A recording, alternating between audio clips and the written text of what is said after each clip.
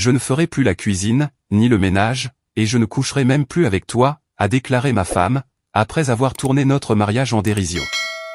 Elle a exigé la moitié de tout ce que j'avais financé, convaincue de pouvoir me tromper, et de repartir avec tous les biens. C'était un mardi soir. Le soir où Daniela a lâché la bombe, qui allait changer notre mariage à jamais. Je venais de rentrer chez moi, épuisé par une double vacation dans l'entreprise de construction. Mes bottes étaient encore couvertes de poussière, et mon corps entier était endolori. J'ai trouvé la maison dans un chaos total. La vaisselle sale s'empilait dans l'évier depuis des jours. Le linge non lavé débordait de la corbeille. Et elle était là, allongée sur le canapé, le regard fixé sur son téléphone, un verre de vin à la main. « Chérie, qu'est-ce qui s'est passé aujourd'hui ? Tu n'as pas eu le temps de ranger un peu ?» ai-je demandé avec précaution, en essayant de ne pas paraître accusateur. Elle n'a même pas levé les yeux de son écran. « Je n'ai pas à cuisiner, ni à nettoyer, ou même à coucher avec toi, a-t-elle lancé, d'une froideur qui m'a glacé jusqu'aux os. Je ne suis plus ta servante, Martin. Ce temps-là est révolu. Je suis resté paralysé sur le pas de la porte du salon, incapable d'assimiler ce que je venais d'entendre. Daniela a finalement levé les yeux vers moi. Et dans son regard, il n'y avait ni colère, ni tristesse. Juste une indifférence absolue, qui m'a fait plus de mal que n'importe quel cri.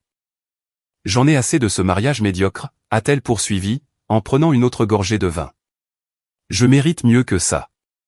Mieux que toi. Je m'appelle Martin. J'ai 34 ans, et jusqu'à cet instant, je pensais avoir un mariage solide. Daniela et moi étions mariés depuis 7 ans, ensemble depuis l'âge de 23 ans. Nous nous étions rencontrés à l'université. Elle étudiait l'architecture d'intérieur, et moi le génie civil. Je suis tombé amoureux de son rire contagieux, de la façon dont elle illuminait n'importe quelle pièce de sa présence, et de ses rêves de fonder un jour son propre studio de design. Les premières années, tout était parfait. Nous vivions dans un petit appartement, mais douillet. Nous partagions les tâches ménagères, et cuisinions ensemble le week-end. Nous faisions des projets d'avenir. Daniela travaillait dans un cabinet de design, tandis que je gravissais les échelons dans l'entreprise de construction. Nous formions une équipe. Ou du moins, c'est ce que je croyais. Il y a 3 ans, lorsque j'ai enfin pu acheter notre maison, un magnifique chalet à 2 étages en périphérie de la ville, j'ai cru que nous réalisions nos rêves ensemble. Daniela a quitté son emploi peu après, prétextant qu'elle voulait prendre du temps, pour se consacrer à des projets personnels, et à terme, ouvrir son propre studio. Je l'ai soutenue sans réserve, heureux de pouvoir subvenir aux besoins de notre foyer avec mon seul salaire, pendant qu'elle poursuivait ses objectifs. Mais les mois ont passé, et le studio n'a jamais vu le jour. Les projets personnels se sont transformés en de longues heures passées devant la télévision, en déjeuners interminables avec ses amis, et en folie dépensière sur Internet, qui faisait trembler notre carte de crédit. Au début, j'ai essayé d'être compréhensif, pensant qu'elle avait peut-être besoin de temps, pour trouver sa voie.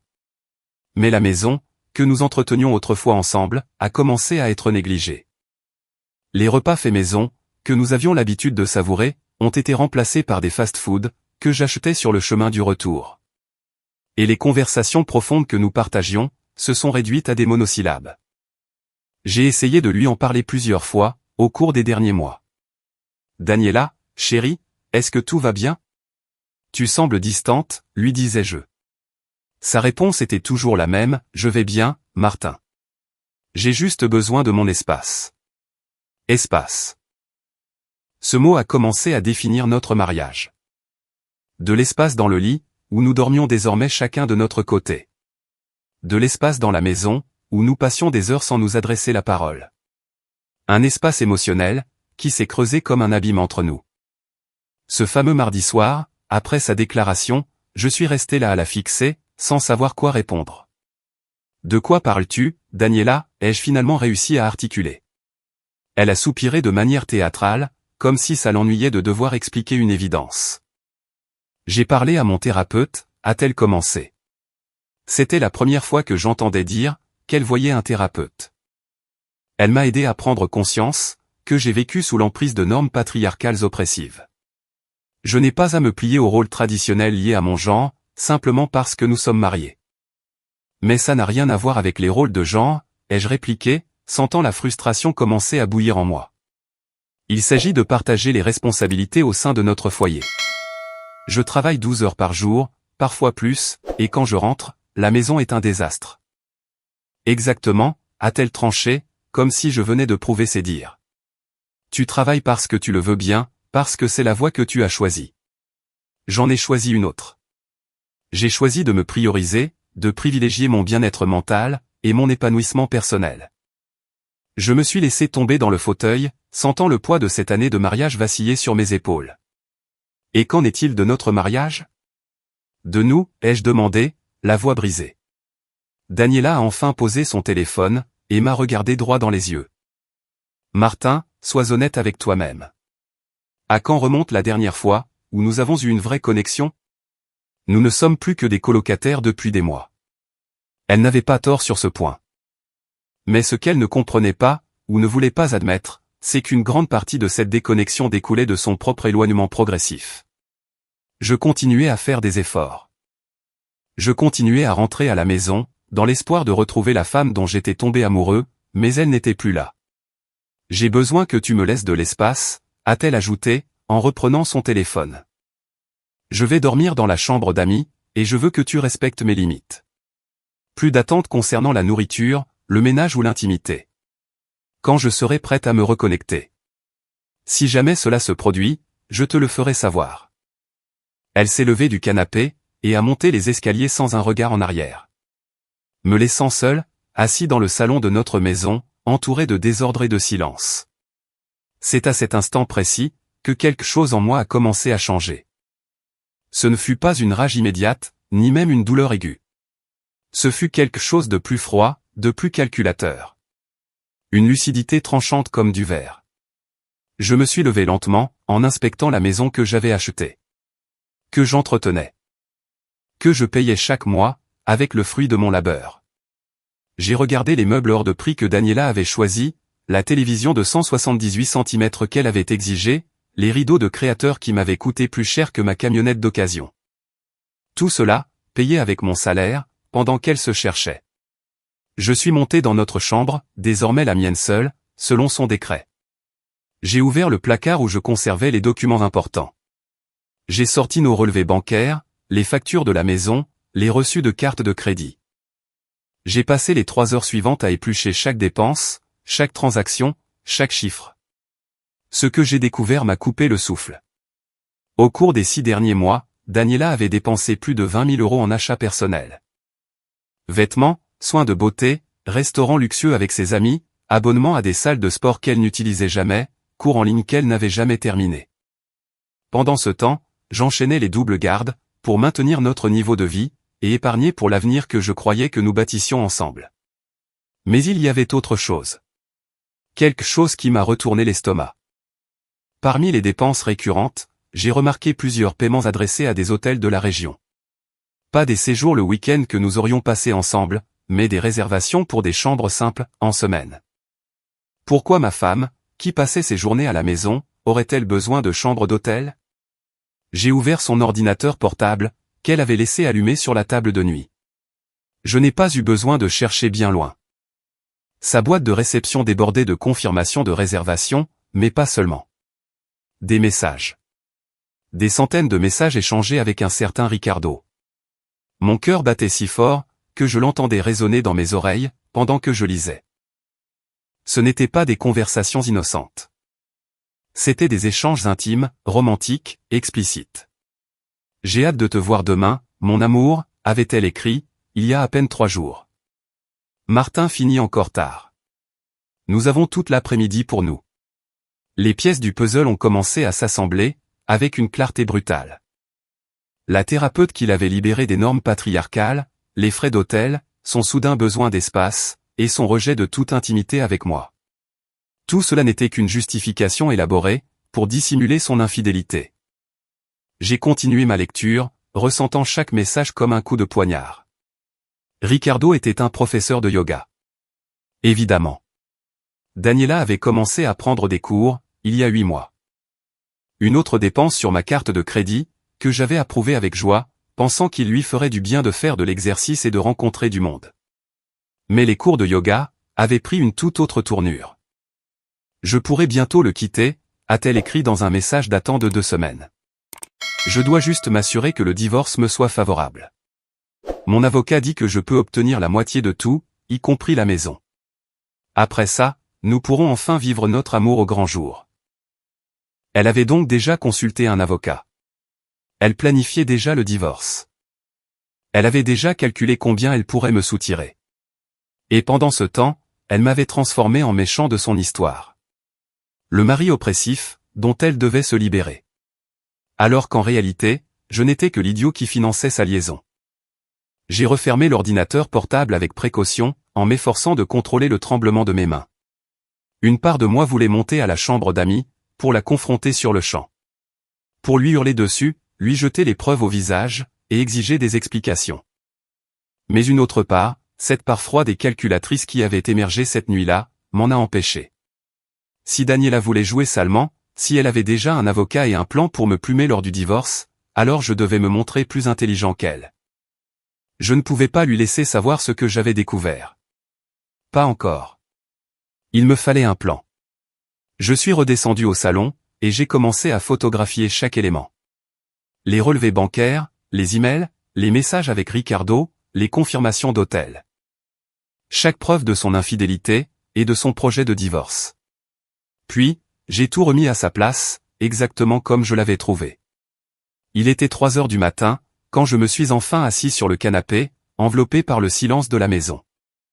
La femme qui dormait à l'étage, n'était plus ma femme, en aucune façon. C'était une étrangère, qui vivait un mensonge élaboré à mes dépens. Et j'avais été trop aveugle, ou trop naïf, pour m'en apercevoir. Mais c'était fini. Si Daniela voulait m'apprendre qui finançait son train de vie. Si elle désirait un mariage de convenance, où elle prenait tout sans rien donner en retour. Alors, elle allait recevoir une leçon très douloureuse sur les conséquences de ses actes. J'ai pris mon téléphone, et j'ai cherché des avocats spécialisés en divorce. J'avais besoin du meilleur. De quelqu'un qui comprendrait la situation, et qui saurait protéger ce qui m'appartenait. J'ai trouvé une certaine docteure Elena Vargas, experte en affaires d'infidélité et de partage des biens. Les avis à son sujet étaient éloquents, je ne laisse pas les conjoints infidèles s'en tirer à bon compte. Parfait. J'ai pris rendez-vous pour le lendemain, sur mon heure de pause déjeuner. Ensuite, de manière méthodique, j'ai dressé la liste de tout ce que j'avais à faire. Modifier les mots de passe, séparer les comptes bancaires, documenter chaque dépense commune, chaque actif, chaque détail de nos finances. Daniela aspirait à sa liberté. Elle voulait s'affranchir des normes oppressives du mariage, tout en profitant de ses avantages financiers. Elle s'apprêtait à découvrir que la véritable liberté avait un prix qu'elle n'était pas prête à payer. Je me suis allongé sur le canapé, trop épuisé et dévasté pour monter me coucher. En fermant les yeux, ma dernière pensée fut « Demain, c'est le début d'une nouvelle vie. » Et Daniela regrettera le jour où elle a décidé de me trahir. Le lendemain matin, je me suis réveillé le corps engourdi, après avoir dormi sur le canapé. Il était 5h30, l'heure habituelle de mon réveil. Par la force de l'habitude, j'ai failli monter dans la chambre pour me changer, mais je me suis ravisé. Me souvenant que Daniela m'avait interdit l'accès à cet espace. L'ironie de la situation ne m'a pas échappé. Dans ma propre maison, financée par mon argent, j'étais désormais traité comme un intrus. J'ai pris une douche dans la salle de bain du rez-de-chaussée. Je me suis habillé avec des vêtements, que j'avais laissés dans la buanderie. Et, j'ai préparé du café en silence, en attendant que la machine ait terminé. J'ai balayé la cuisine du regard. La vaisselle s'entassait toujours dans l'évier, avec des restes de nourriture désormais incrustés. En temps normal, j'aurais tout lavé avant de partir travailler, pour préserver un semblant de normalité. Mais aujourd'hui, quelque chose avait changé. J'ai pris mon café, et j'ai tout laissé tel quel. Avant de partir, j'ai griffonné un mot, que j'ai posé sur la table de la cuisine. Daniela, je finirai tard aujourd'hui. Ne m'attends pas pour le dîner. Martin. Un mot bref, impersonnel, sans le « je t'aime » ou les petits mots doux que j'y ajoutais toujours. C'était la première étape de ma nouvelle stratégie, lui donner exactement ce qu'elle avait demandé. Tout l'espace dont elle avait envie, jusqu'à ce qu'il soit trop tard pour faire machine arrière. Au travail, j'ai eu du mal à me concentrer. Je supervisais la construction d'un complexe de bureaux. Un projet de grande envergure, qui requérait normalement toute mon attention. Mais mon esprit ressassait sans cesse les messages échangés entre Daniela et Ricardo. Leur projet de divorce, leur cynisme calculé. Lors de ma pause au milieu de la matinée, j'ai appelé la docteure Vargas. « J'ai besoin de vous voir aujourd'hui, si possible », lui ai-je dit, après avoir brièvement exposé ma situation. Ma femme prépare un divorce à mon insu, et je détiens des preuves de son infidélité. Il y a eu un silence, avant qu'elle ne réponde. « Je peux vous recevoir à 13 heures. Apportez toutes les preuves dont vous disposez, en particulier les documents financiers, et les preuves de sa liaison. » À 13 heures, j'étais assis face à la docteure Elena Vargas. Une femme dans la cinquantaine, au regard perçant, qui m'a immédiatement donné le sentiment d'être entre de bonnes mains. Nous avons passé 2 heures à examiner chaque détail. Je lui ai montré les photos des emails, les messages avec Ricardo, les dépenses faramineuses, les réservations d'hôtels. Absolument tout. Votre femme a fait preuve d'imprudence, a observé la docteure Vargas, en prenant des notes minutieuses. Elle a semé une trace numérique évidente de son infidélité. De plus, le fait qu'elle ait déjà engagé un avocat pour organiser son divorce, tout en vous dissimulant ses intentions, démontre sa mauvaise foi. C'est un atout majeur pour nous. Que dois-je faire, ai-je demandé, éprouvant pour la première fois en 24 heures, l'impression de maîtriser la situation. La première étape est de ne pas la confronter dans l'immédiat, a répondu la docteure Vargas. Il nous faut du temps pour affûter notre stratégie. En attendant, je veux que vous accomplissiez plusieurs démarches. Premièrement, ouvrez un compte bancaire distinct à votre nom exclusif, et domiciliez votre salaire. Deuxièmement, documentez absolument tout. La moindre dépense commune. Chaque échange avec votre femme, tout comportement inhabituel de sa part. Troisièmement, installez des caméras de sécurité dans les pièces à vivre de votre domicile. Des caméras, me suis-je étonné. C'est tout à fait légal, tant qu'elles filment des espaces partagés, et non des lieux intimes, comme la salle de bain ou les chambres. Si votre femme invite son amant dans la maison que vous financez, nous devons en avoir la preuve visuelle. Les messages textes peuvent toujours être réfutés comme étant des fantasmes ou des blagues. En revanche, des vidéos d'eux ensemble sous votre toit, constitueront une preuve irréfutable. J'ai quitté ce rendez-vous avec un plan d'action bien défini. Et, pour la première fois depuis la veille, avec un but précis. Daniela jouait aux échecs, alors que j'ignorais même que la partie avait commencé. Mais désormais, la donne avait changé. L'après-midi même, avant de rentrer chez moi, j'ai fait un crochet par un magasin d'électronique. J'y ai acheté 4 caméras de sécurité discrètes, équipées d'un enregistrement audio. Elles étaient minuscules, presque invisibles, et parfaitement adaptées à mes besoins. J'ai également ouvert le nouveau compte bancaire, et fait le nécessaire pour que mon prochain salaire y soit versé. Quand je suis rentré chez moi, vers 20 heures, Daniela se trouvait exactement là où je l'avais laissée la veille. Affalée sur le canapé avec son téléphone, et un verre de vin. À la différence près que le désordre s'était encore aggravé. Non seulement elle n'avait rien rangé, mais elle en avait ajouté une couche. Des emballages de plats à emporter, des verres sales, des magazines éparpillés un peu partout.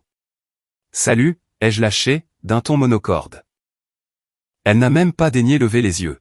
« Salut », m'a-t-elle répondu, avec la même indifférence. Je suis monté directement dans la chambre principale. J'ai rassemblé le reste de mes vêtements, et de mes affaires personnelles, et je les ai installés dans la chambre d'amis. Puisque ça allait être mon nouvel espace, autant le rendre un minimum vivable. Daniela n'a fait aucune remarque concernant mon déménagement. Au cours des 3 jours qui ont suivi, nous avons instauré une routine froide et machinale. Je me levais tôt, je préparais mon café, et je partais travailler sans lui adresser la parole. Je rentrais tard, je mangeais ce que j'avais acheté de mon côté, et je m'enfermais dans la chambre d'amis. Daniela continuait de meubler ses journées d'un vide abyssal. Elle sortait occasionnellement pour voir des amis, ou aller au yoga. Des euphémismes que je saisissais désormais parfaitement.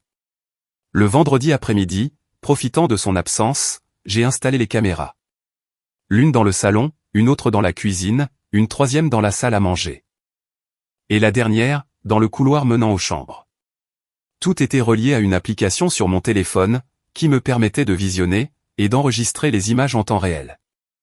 Je me sentais un peu malhonnête en le faisant. Comme si je violais l'intimité de quelqu'un. Mais je me suis vite remémoré les messages qu'elle échangeait avec Ricardo. Leurs machinations pour me ruiner ont balayé toute culpabilité. Je n'ai pas eu à attendre longtemps pour que les caméras s'avèrent utiles. Le lundi suivant, j'ai prévenu mon travail que je devais m'absenter plus tôt pour une urgence personnelle. En réalité, je me suis garé à 2 rues de ma maison et j'ai lancé l'application des caméras sur mon téléphone. À 14 heures, j'ai vu Daniela pénétrer dans la maison. Elle n'était pas seule. Un homme svelte, les cheveux longs noués en chignon, et vêtu de vêtements de sport moulants, la suivait de près. Ricardo. Ma femme avait fait entrer son amant dans notre maison. La maison que je finançais de ma poche. En plein milieu de la journée, alors que j'étais censé être au travail. Je les ai observés évoluer dans le salon, beaucoup trop à l'aise, beaucoup trop familiers des lieux. Daniela a ri à l'une de ses réflexions. Un rire qu'elle ne m'avait plus offert depuis des mois. Il l'a enlacée par la taille, et l'a embrassée. Un long baiser passionné, qui m'a soulevé le cœur. Ensuite, ils ont gravi les escaliers en direction de la chambre principale. Ma chambre, notre lit conjugal. J'ai fermé l'application. Je n'avais pas besoin d'en voir plus. Je détenais tout ce qu'il me fallait. Des preuves irréfutables, horodatées, de l'adultère de ma femme, commis sous notre toit. Je suis retourné au travail en conduisant, enveloppé dans un brouillard de colère, et d'une détermination décuplée. Ce soir-là, lorsque je suis rentré à l'heure habituelle, Daniela était de nouveau sur le canapé, comme si de rien n'était. La maison empestait une eau de Cologne pour homme, qui n'était pas la mienne. Un affront ultime à mon intelligence. Ta journée s'est bien passée, ai-je demandé avec un sourire forcé, endossant mon rôle de mari crédule. D'un ennui mortel, comme d'habitude, m'a-t-elle répondu, les yeux rivés sur son téléphone. J'ai déjeuné avec les filles. Puis, je suis resté à la maison le reste de l'après-midi. Menteuse, cynique, calculatrice. Et totalement ignorante du fait que, j'étais au courant des moindres détails de sa trahison. C'est une bonne chose que tu sois un peu sorti, ai-je commenté, en gardant un ton désinvolte. Tu as besoin de voir du monde. Elle m'a finalement regardé, surprise peut-être par mon apparente acceptation. Oui, c'est indispensable pour mon équilibre mental. Les jours suivants ont été un modèle d'art dramatique de ma part. Tandis qu'en apparence, je jouais le mari résigné face aux nouvelles règles de notre union, intérieurement, je montais minutieusement le dossier qui anéantirait les plans de Daniela. J'ai documenté chacune des 6 visites de Ricardo à la maison, au cours des 2 semaines qui ont suivi. J'ai enregistré leurs échanges dans le salon, où ils discutaient ouvertement de leur avenir commun. De la manière dont elle s'octroierait la moitié de mon patrimoine lors du divorce. De la façon dont ils me considéraient comme un imbécile travailleur, qui ne se doutait de rien. Chaque mot était un coup de poignard, mais aussi une munition. La docteure Vargas a examiné l'ensemble des preuves, avec une satisfaction professionnelle évidente. Votre femme est en train de creuser sa propre tombe juridique, m'a-t-elle assuré, lors de l'une de nos entrevues hebdomadaires. Lorsque nous déposerons la demande de divorce, armée de toutes ces preuves, non seulement elle n'obtiendra rien. Mais elle pourrait même se retrouver à vous devoir de l'argent, pour les dépenses frauduleuses qu'elle a engagées. Quand est-ce qu'on passe à l'action, me suis-je impatienté, désireux de mettre fin à cette mascarade. Pas tout de suite. Laissons-la s'enliser davantage. Plus elle sera sûre d'elle, plus sa chute sera brutale, lorsque son château de cartes s'écroulera. De plus, j'ai besoin que vous rassembliez davantage de documents, concernant l'ensemble de vos biens. La maison est bien à votre seul nom. N'est-ce pas? Oui. Je l'ai achetée 2 ans avant que Daniela ne quitte son emploi. L'apport initial provenait de mon compte personnel. Parfait. Et son véhicule? Il est également à mon nom. C'est moi qui l'ai acheté et payé intégralement, il y a 3 ans, pour notre anniversaire de mariage. La docteure Vargas a esquissé un sourire. Votre femme a commis l'erreur classique, de confondre les privilèges et les droits. Elle a vécu si confortablement sur votre dos, qu'elle s'est persuadée que tout lui appartenait à parts égales. Le retour à la réalité va être très, très douloureux pour elle. Cependant, ma vie ne se résumait pas à des rendez-vous chez l'avocate, et à de la vidéosurveillance. Ma vie personnelle prenait également un tournant inattendu. La douleur lancinante de la trahison, s'estompait peu à peu pour laisser place à autre chose, l'acceptation. L'acceptation du fait que le mariage idéal que j'avais imaginé, n'avait jamais véritablement existé. Du moins, pas pour Daniela. Un soir, alors que je dînais seul dans un restaurant situé près de mon lieu de travail, une serveuse prénommée Patricia a engagé la conversation. Elle était sympathique, dotée d'un sourire franc et sincère. Et pour la première fois depuis des mois, je me suis surpris à rire de bon cœur. Notre échange n'a duré qu'une vingtaine de minutes, mais il m'a rappelé qu'il y avait une vie en dehors des murs de mon triste foyer. J'ai commencé à m'attarder après le travail. Pas forcément pour travailler, mais pour éviter de rentrer à la maison. Je me suis remis au sport, une activité que j'avais délaissée depuis des années. J'ai renoué avec de vieux amis, que j'avais perdus de vue pendant mon mariage avec Daniela. Lentement, mais sûrement, je me reconstruisais une vie, qui ne tournait plus autour d'une femme qui ne m'aimait plus. Daniela ne s'est aperçue de rien. Ou si elle l'a fait, cela lui importait peu. Elle était trop obnubilée par sa liaison amoureuse, par ses préparatifs de divorce, par son illusion d'une vie idyllique avec Ricardo, aux frais de la princesse. 3 semaines après la découverte de son infidélité, j'ai reçu un texto de Daniela, à 10 h du matin. Il faut qu'on parle ce soir. C'est important. Mon cœur s'est mis à battre la chamade. Avait-elle repéré les caméras? Savait-elle que j'étais au courant? J'ai contacté la docteure Vargas sur le champ. Gardez votre calme, m'a-t-elle conseillé. Elle va probablement vous annoncer officiellement son intention de divorcer. C'est une excellente nouvelle. Cela signifie qu'elle est prête à abattre ses cartes. Montrez-vous surpris, blessé. Mais sans entrer en conflit. Dites-lui que vous avez besoin de temps pour encaisser la nouvelle. Ne signez absolument rien de ce qu'elle pourrait vous présenter, et enregistrez la conversation avec votre téléphone. Je suis rentré chez moi à 19 h ce soir-là. Daniela m'attendait dans la salle à manger. Elle n'était pas affalée sur le canapé, comme à son habitude. Elle portait une robe, s'était maquillée. On aurait dit qu'elle s'était pomponnée pour une occasion spéciale. Une bouteille de vin et 2 verres trônaient sur la table. « Installe-toi, Martin, je t'en prie », m'a-t-elle invité. Sa voix se voulait douce, mais trahissait une certaine fébrilité. Je me suis assis en face d'elle. Mon téléphone glissait dans la poche, enregistrant le moindre mot. J'ai servi le vin dans nos verres respectifs. Je pense que nous aurons besoin de ça pour discuter. De quoi s'agit-il, ai-je demandé, endossant mon rôle de mari préoccupé mais crédule. Elle a pris une longue inspiration, et a saisi ma main. Un geste qui m'a profondément répugné, compte tenu de ce que je savais. Martin, ces derniers mois, j'ai beaucoup réfléchi à notre vie, à notre couple. À qui je suis, et à mes aspirations. Je vois, ai-je lâché d'un ton neutre. Et j'en ai déduit que nous méritions tous deux d'être heureux. Vraiment heureux. Mais je suis convaincu, que nous ne trouverons plus ce bonheur ensemble.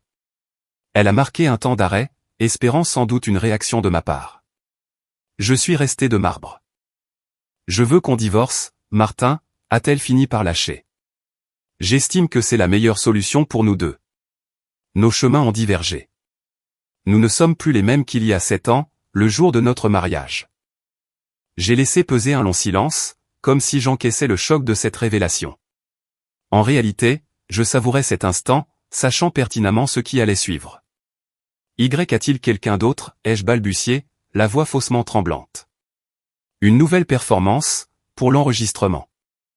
Daniela a eu la décence de feindre la gêne en baissant les yeux. Oui, j'ai fait une rencontre. Ce n'était pas prémédité. C'est arrivé, c'est tout. Mais cela m'a ouvert les yeux, sur le fait que notre mariage était voué à l'échec depuis longtemps. Qui est-ce, ai-je insisté. Il s'appelle Ricardo. C'est professeur de yoga. Martin, essaie de comprendre. Tu n'y es pour rien. Nous ne sommes pas compatibles, voilà tout. Je me suis levé, me suis approché de la fenêtre, et lui ai tourné le dos, m'assurant que l'expression de mon visage ne soit pas captée par les caméras. J'ai peine à y croire, ai-je dit, la voix brisée. 7 ans, Daniela. Cette année de vie commune. J'en suis consciente, et je m'en excuse, a-t-elle répliqué. Mais faire durer cette situation, ne ferait qu'accroître notre souffrance. J'ai consulté un avocat. Nous pouvons procéder à l'amiable. On divise les biens à parts égales, et on s'évite un drame inutile. Ensuite, chacun pourra refaire sa vie. À parts égales, ai-je répété en me retournant vers elle. La maison, la voiture, les économies, tout est divisé en deux. C'est équitable, Martin. Nous avons tous deux contribué à la réussite de ce mariage. Le culot de ses propos m'a presque fait rire aux éclats. Contribuer? Elle n'avait rien apporté d'autre que des dettes, et une trahison. Il me faut du temps pour y réfléchir, ai-je finalement déclaré. C'est difficile à avaler. C'est bien normal, a consenti Daniela. Et j'ai pu lire le soulagement sur son visage. Elle s'était probablement préparée à une dispute, à des cris, ou à des supplications. Mon calme l'a déstabilisée, mais l'a aussi amenée à baisser sa garde. Prends tout le temps qu'il te faut. En attendant, je pense qu'il est préférable que tu continues à dormir dans la chambre d'amis. Ce soir-là, allongé dans le lit de la chambre d'amis qui était devenu mon havre de paix, j'ai réécouté l'enregistrement de notre discussion. Chaque parole, chaque aveu était méticuleusement archivé. Daniela venait de m'offrir sur un plateau d'argent, l'ultime pièce du puzzle qui me manquait. Le lendemain, j'ai rencontré la docteure Vargas, et je lui ai fait écouter l'enregistrement. Impeccable, s'est-elle réjouie. Elle reconnaît elle-même son adultère. Et son exigence d'un partage équitable des biens, alors qu'elle n'a pas versé un centime depuis des années, et du pain béni pour nous. L'heure de la riposte a sonné. Quelle est la prochaine étape, ai-je demandé. La prochaine étape, a déclaré la docteure Vargas, avec un sourire qui n'augurait rien de bon pour Daniela. Va consister à montrer à votre femme la réalité d'un divorce. Et je vous garantis, que ça n'aura rien à voir avec le partage équitable qu'elle s'imagine. La docteure Vargas m'a exposé un plan d'action, d'une minutie et d'une efficacité redoutables. Nous allons laisser votre femme savourer son illusion de contrôle encore quelque temps, m'a-t-elle expliqué lors de notre entretien. Pendant ce temps, vous allez adopter un comportement, qui pourrait vous paraître paradoxal. Vous allez feindre la coopération. La coopération, me suis-je étonné. Je ne vois pas en quoi cela va nous servir. Faites-moi confiance, Martin. Notre objectif est de lui faire baisser sa garde de manière totale. Si vous vous montrez effondré, mais finalement conciliant, elle se croira maîtresse de la situation. Elle relâchera sa vigilance. Elle commettra peut-être de nouvelles erreurs, que nous pourrons exploiter à notre avantage. Son raisonnement tenait la route. Bien que la perspective de devoir poursuivre cette comédie me parut épuisante. Pour combien de temps encore? 2 semaines. 3 tout au plus. J'ai besoin de ce laps de temps pour ficeler le dossier juridique. Mener des investigations complémentaires sur le passé de votre femme et de son amant. Et surtout, m'assurer que notre dossier soit inattaquable le jour J, au cours des jours qui ont suivi. Mes talents de comédien ont atteint des sommets. Lorsque Daniela abordait le sujet du divorce, j'opinais du chef d'un air affligé. Lorsqu'elle évoquait le partage des biens, j'affichais un air résigné. Nous avons même eu un échange au cours duquel, avec une générosité écœurante, elle m'a concédé certains meubles. Parce que je sais que tu y es attaché. Cependant, pendant que je me fondais dans le rôle du mari dépité, ma véritable existence s'épanouissait de manière inespérée. J'avais repris mes séances de sport dans la salle de mon quartier, où j'avais retrouvé de vieux amis d'université. L'un d'eux, Fernando, qui avait divorcé 2 ans auparavant, saisissait parfaitement les affres que je traversais. La meilleure décision que j'ai prise a été de me recentrer sur moi-même, m'a-t-il confié un soir, après l'entraînement, autour d'un shaker protéiné. Un divorce a le pouvoir de t'anéantir, ou de te métamorphoser. C'est à toi de choisir ta voie. Ces paroles ont résonné profondément en moi. Pour la première fois depuis des années, j'ai entrepris une introspection sur mon identité. Indépendamment de mon mariage avec Daniela. Indépendamment de mon rôle de pourvoyeur, qui n'avait jamais suscité la moindre gratitude de sa part. J'ai renoué le week-end avec d'anciens passe-temps, que j'avais délaissés. Pendant que Daniela batifolait avec Ricardo, s'imaginant que je ne me doutais de rien. Moi, je visitais des expositions d'architecture, participais à des séminaires professionnels, et m'inscrivais à des formations pointues, que j'avais repoussées depuis des lustres. Ma carrière, qui végétait en mode pilote automatique alors que je m'épuisais à sauver les meubles de mon mariage, a repris son essor. Mon supérieur hiérarchique a remarqué cette métamorphose. Martin, je te trouve bien plus impliqué ces derniers temps, m'a-t-il fait remarquer, lors d'un point d'étape. Les travaux du complexe de bureaux ont pris de l'avance, et le client est subjugué par ta façon de mener le projet. L'ironie du sort voulait que, pendant que ma vie conjugale partait à volo, ma carrière professionnelle prenait son envol. Toutefois, cette période n'était pas uniquement jalonnée de succès professionnel et de développement personnel. Les soirées demeuraient rudes. Malgré toutes les bassesses de Daniela, malgré ses trahisons et son cynisme. Des vagues de tristesse me submergeaient par moments. Il ne s'agissait pas de la nostalgie de sa personne, mais plutôt du regret de l'idéal que j'avais fantasmé. Et de l'avenir que je m'étais imaginé construire à ses côtés. Une nuit, incapable de trouver le sommeil, je suis descendu dans la cuisine pour boire un verre d'eau. La maison était plongée dans l'obscurité et le silence. Mais les caméras, fidèles au poste, filmaient la scène. Tout en buvant mon verre dans la pénombre, j'ai repensé à ces 7 années investies dans cette union. Cette année qui s'avérait être, en fin de compte, une machination sophistiquée. À quel moment précis les choses avaient-elles mal tourné? Ou bien, tout était-il faussé dès le départ, et avais-je simplement choisi de m'aveugler?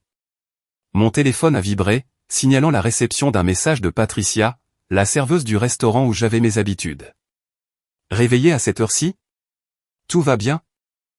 Nous avions échangé nos numéros, au fil de nos discussions amicales. Aucune ambiguïté entre nous. Juste une amitié naissante et sincère. Nuit difficile, lui ai-je répondu. Parfois, les souvenirs empêchent de fermer l'œil. Je t'invite à boire un café demain matin, avant ma prise de service. Je connais un endroit sympa qui ouvre à 6 heures. Un sourire a éclairé mon visage, chassant la morosité de l'instant. Ce serait avec grand plaisir. Ce matin-là, j'ai retrouvé Patricia dans un petit café de quartier, non loin de chez elle. Elle portait sa tenue de travail dissimulée sous une veste, et ses cheveux étaient attachés en une simple queue de cheval. Pas de maquillage sophistiqué, ni de vêtements de marque comme Daniela. Mais elle dégageait une authenticité, qui me faisait l'effet d'une bouffée d'oxygène. Raconte-moi ce qui t'empêche de dormir à 3 heures du matin, m'a-t-elle demandé, après avoir commandé. J'ai hésité un moment, ne sachant pas par où commencer. Mais la compassion qui émanait de son regard, m'a incité à me confier.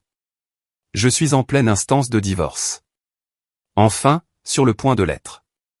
Ma femme a eu une liaison, et maintenant, elle prétend me dépouiller de la moitié de mon patrimoine. Tout ce pourquoi j'ai sué sang et eau. Quelle épreuve épouvantable, a-t-elle compati. Sans en faire des tonnes, comme on aurait pu s'y attendre. Juste avec une empathie sincère. Vous étiez mariés depuis longtemps? 7 ans de mariage, et 10 ans de vie commune au total. C'est une longue période, pour se rendre compte qu'on a partagé la vie d'une inconnue. Nous avons discuté durant l'heure qui a suivi. Je lui ai décrit Daniela, sa métamorphose de jeune femme pleine de vie rencontrée à la fac, en cette personne froide et calculatrice qu'elle était devenue. J'ai évoqué Ricardo, les stratagèmes de divorce, et la honte de m'être fait berner pendant si longtemps. Patricia a prêté une oreille attentive, sans m'interrompre, sans me juger, et sans formuler de conseils oiseux. Lorsque j'ai eu terminé, elle m'a confié, tu sais, mon ex m'a fait le même coup, il y a 3 ans de ça. Sur le coup, j'ai cru que le ciel m'était tombé sur la tête. Et que je ne pourrais plus jamais refaire confiance à un homme. Mais avec le temps, tu réalises que leur trahison est le reflet de leur propre noirceur, et n'a rien à voir avec ta valeur. Comment as-tu réussi à évacuer ta rancœur, l'ai-je questionné. En me recentrant sur moi-même. En consultant un psy. En m'entourant de personnes qui m'estimaient à ma juste valeur. Et finalement, en lui accordant mon pardon. Pas pour l'absoudre, mais pour m'affranchir de ce fardeau, et pouvoir aller de l'avant. Ces paroles m'ont accompagné tout au long de la journée. De retour à la maison, Daniela vaquait à ses occupations coutumières, ne rien faire de productif, tout en complotant pour s'approprier mes biens. Les caméras ont immortalisé ses conversations téléphoniques avec son avocate. Elles échafaudaient des tactiques, pour maximiser son butin lors du divorce. Lors de l'une de ces discussions, j'ai surpris un détail qui m'a fait froid dans le dos. Et s'il prétend qu'il a été le seul pourvoyeur financier du foyer, a demandé Daniela à son avocate. Cela n'a aucune incidence. Le mariage est une association à parts égales, et les tâches ménagères constituent une contribution à part entière. Même si vous n'en avez pas effectué dernièrement. De surcroît, vous avez renoncé à votre carrière professionnelle pour l'épauler dans la sienne. Cet argument pèse lourd dans la balance. L'effronterie de ce mensonge m'a laissé pantois. Daniela avait mis sa carrière entre parenthèses, de son propre chef.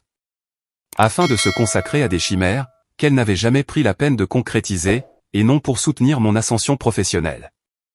Quant aux tâches ménagères, dont elle se prévalait à présent comme d'un investissement, elles étaient passées à la trappe depuis des mois. J'ai isolé cet extrait vidéo en particulier, et l'ai transmis à la docteure Vargas.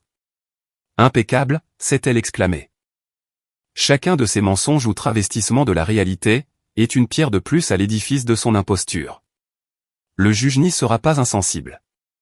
Poursuivez vos enregistrements. Pendant ce temps, Ricardo s'enhardissait de jour en jour. Il ne se contentait plus de fréquenter la maison lors de mes prétendues heures de bureau, mais prolongeait ses visites en soirée. Un soir, je suis rentré à 21h, et sa voiture stationnait toujours dans mon allée. C'était une provocation manifeste. Bien qu'ils ignoraient que j'étais parfaitement au courant de leurs agissements. J'ai pénétré dans la maison, et je les ai surpris levés sur le canapé, visionnant un film. Daniela a eu la décence d'afficher une expression gênée, l'espace d'une seconde. « Martin, je te présente Ricardo, mon professeur de yoga. Nous échangions sur certaines postures, qui soulagent mes douleurs lombaires. » Ricardo s'est levé, et m'a tendu la main, en arborant un sourire qui jurait avec son regard fuyant. Il était plus jeune que je ne le supposais. Sans doute 27 ou 28 ans. Avec cette carrure athlétique et affûtée, caractéristique de ceux qui passent leur vie à faire du sport. Enchanté de vous rencontrer, Martin. Daniela m'a fait l'éloge de votre personne. Je lui ai serré la main avec une poigne d'acier, peut-être un brin trop appuyé. J'ai décelé un rictus de malaise sur son visage. Tiens donc. Daniela a omis de me préciser qu'elle bénéficiait des services à domicile, d'un professeur de yoga particulier. Ce doit être un accompagnement de prestige. À vrai dire, je ne propose pas ce type de prestation d'ordinaire, a bafouillé Ricardo. Mais Daniela est une élève exceptionnelle. Je n'en doute pas une seconde, ai-je répliqué, avec un sourire qui ne masquait nullement mon dédain. Je me suis tourné vers Daniela. Tu ne trouves pas l'heure un peu tardive pour une séance de yoga? Il est bientôt 21h. Ricardo était sur le point de partir, s'est empressé de préciser Daniela, manifestement pressé d'écourter cette confrontation. En effet, je file, a confirmé Ricardo, rassemblant ses affaires à la hâte. Ravi de vous avoir croisé, Martin. Tout le plaisir est pour moi, ai-je rétorqué, soutenant son regard, jusqu'à ce qu'il baisse les yeux. Une fois la porte refermée, Daniela s'est emportée. Tu as été odieux avec lui. Il n'a fait que m'assister avec mes problèmes de dos, par pure amabilité. Des problèmes de dos? J'ignorais que tu souffrais du dos, Daniela. Tu ne m'en as jamais touché un mot. Il y a des tas de sujets que je n'aborde pas avec toi, car nous ne dialoguons plus comme par le passé, s'est-elle justifiée, sur la défensive. C'est une évidence, ai-je concédé, me délestant momentanément de mon masque d'ignorance. Le dialogue est rompu entre nous. Et à dire vrai, plus rien ne nous lie. Mais cela ne saurait tarder à changer. Le ton de ma voix a dû l'intriguer, car elle m'a jaugé avec méfiance. Que sous-entends-tu par là? Rien de particulier, ai-je esquivé, reprenant ma posture de mari accablé. J'imagine qu'après la prononciation du divorce, nos existences prendront des chemins diamétralement opposés.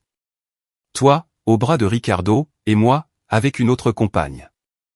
À moins qu'il n'y ait déjà une autre femme dans ta vie? Une lueur a traversé son regard. L'ombre d'une jalousie, couplée à la crainte qu'une nouvelle idylle, ne vienne contrecarrer ses desseins pécuniaires. Et quand bien même il y aurait une autre femme, l'ai-je défiée. Tu clames ton désir de divorcer, ton désamour à mon égard, et la mort de notre union. En quoi cela te concernerait-il? Daniela n'a pas bronché, mais ses traits se sont durcis. Elle s'est retirée dans la chambre d'amis sans prononcer un mot. Me laissant seul dans le salon, sous l'œil attentif des caméras, qui avaient immortalisé la moindre seconde de notre altercation. Ce soir-là, j'ai pressenti un renversement dans le rapport de force. Daniela ne maîtrisait plus l'ensemble de la partition.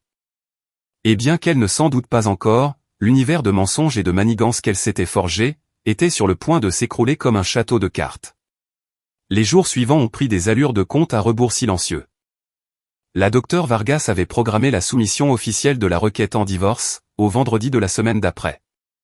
Nous allons dégainer les premiers, et frapper fort, m'avait-elle assuré.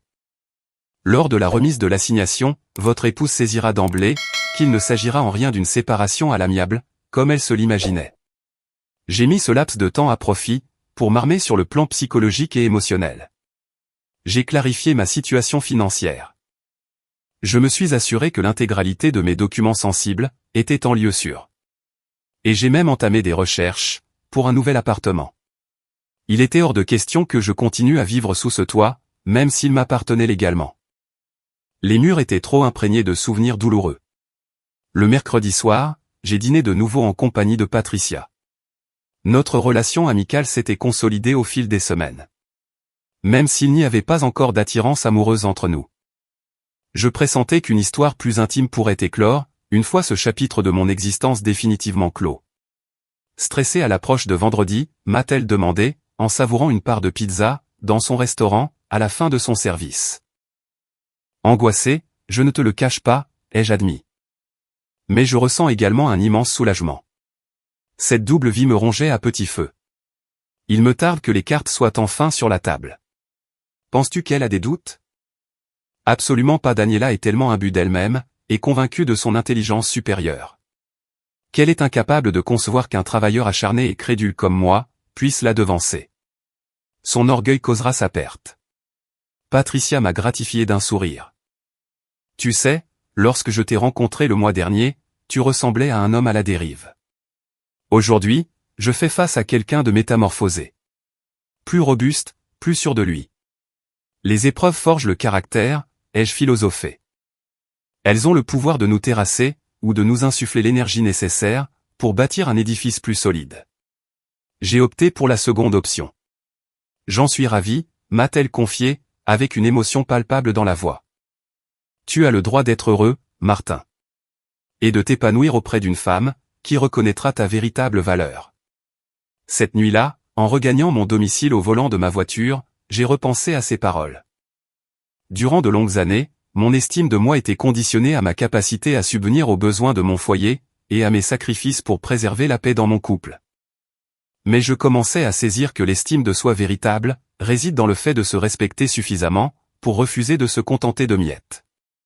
Le jeudi soir, Daniela a décrété qu'elle passait le week-end avec Ricardo.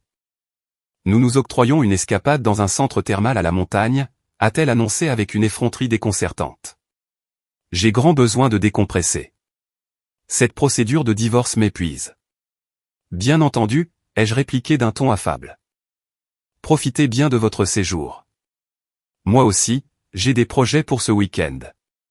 Ce n'était pas un vain mot.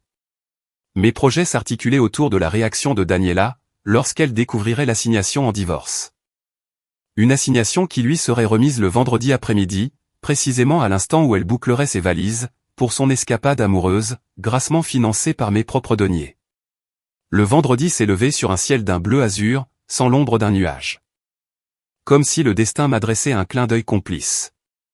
J'ai effectué ma journée de travail normalement, mais mon cœur tambourinait dans ma poitrine. Ballotté entre une vive impatience, et une pointe d'appréhension. À 15 heures, un texto de la docteure Vargas a fait vibrer mon téléphone. Le commissaire de justice est en route pour votre domicile. Son arrivée est prévue pour 16 heures. Vous êtes prêt? Plus que jamais, ai-je tapoté sur mon clavier. À 16h07, l'application de vidéosurveillance a signalé une activité. Quelqu'un venait de sonner à la porte. Sur l'écran, j'ai vu un homme muni d'un porte-document, patienter sur le perron. Daniela, qui préparait sa valise dans le salon, s'est dirigée vers la porte avec une moue contrariée. Elle a ouvert, et a échangé de brefs propos avec l'inconnu. Soudain, son visage s'est décomposé, alors que l'homme lui tendait une épaisse enveloppe. Daniela Mendes, je vous remets cette assignation en justice, a déclaré le commissaire, dont les paroles m'ont été retransmises par l'audio de la caméra. Vous disposez d'un délai de 24 heures pour formuler une réponse.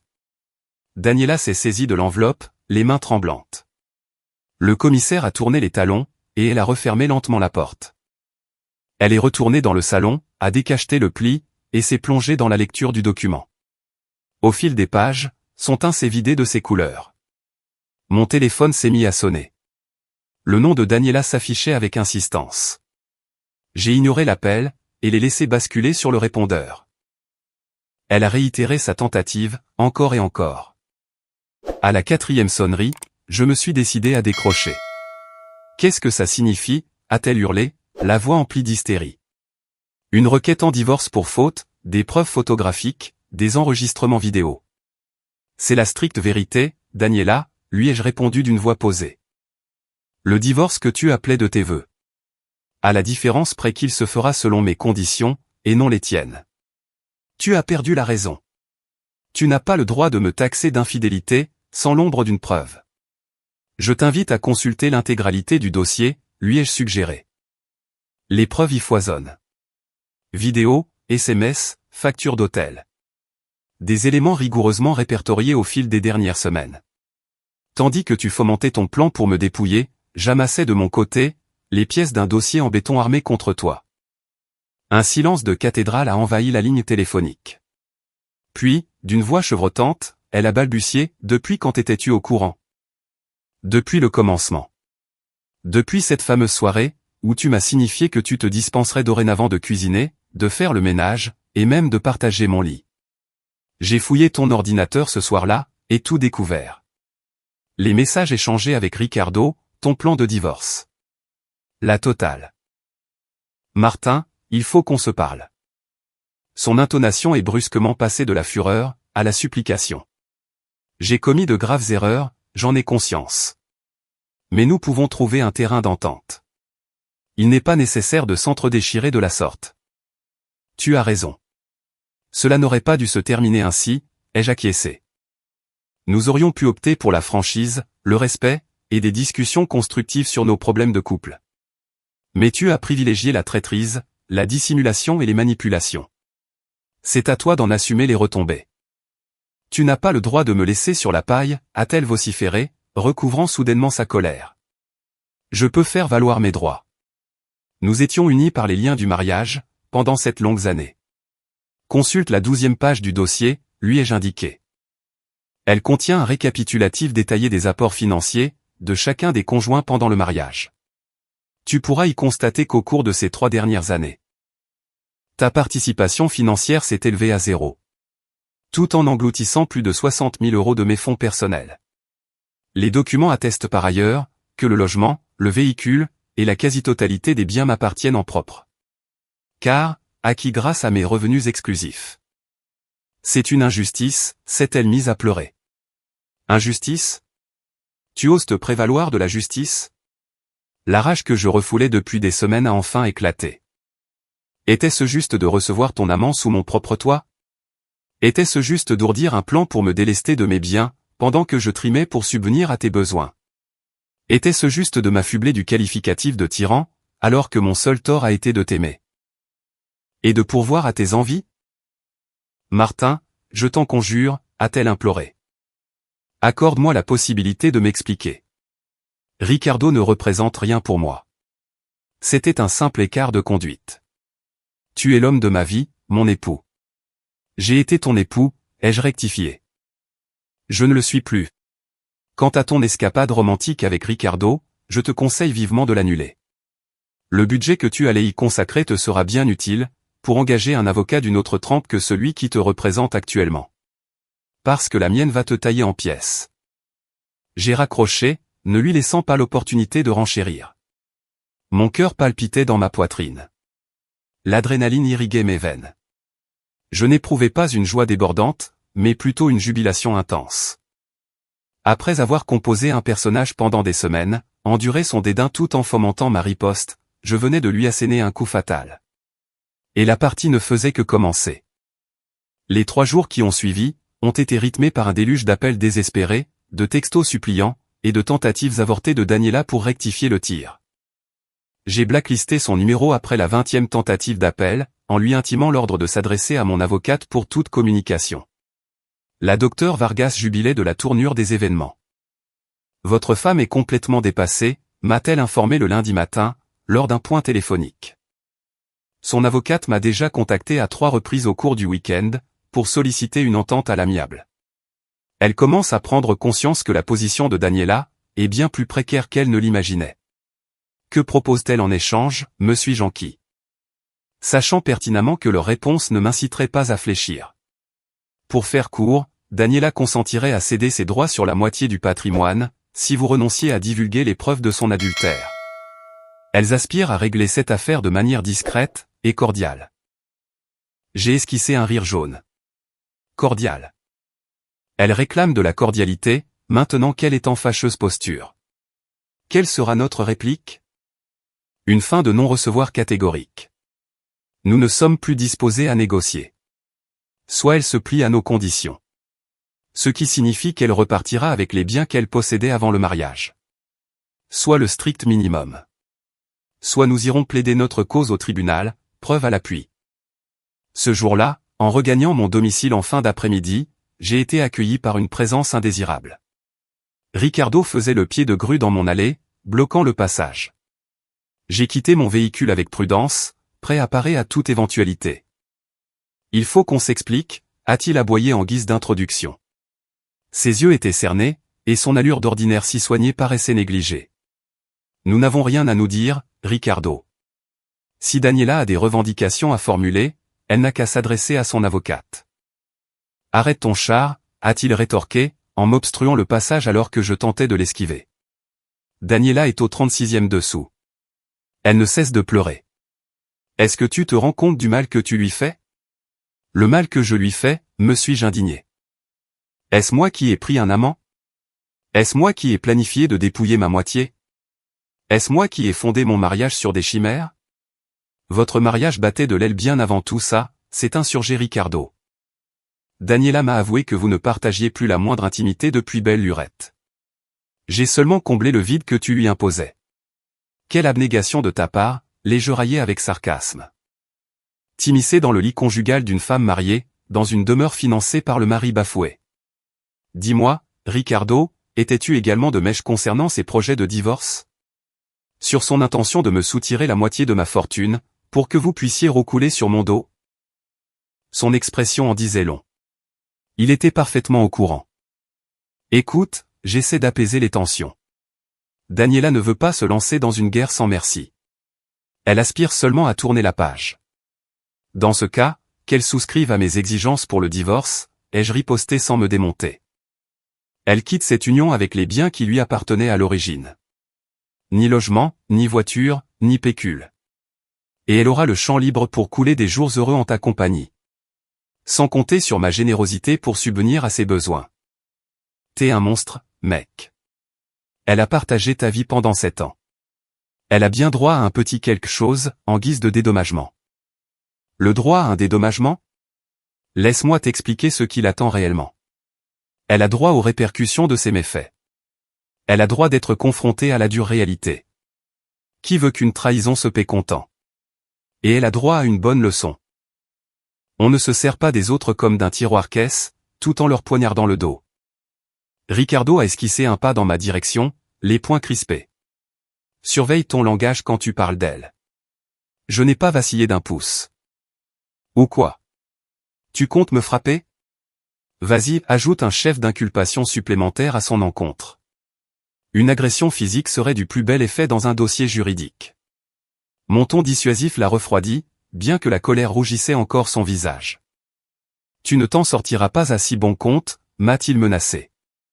Daniela ne s'avouera pas vaincue aussi facilement. Transmets-lui que je n'ai que faire de ces comédies.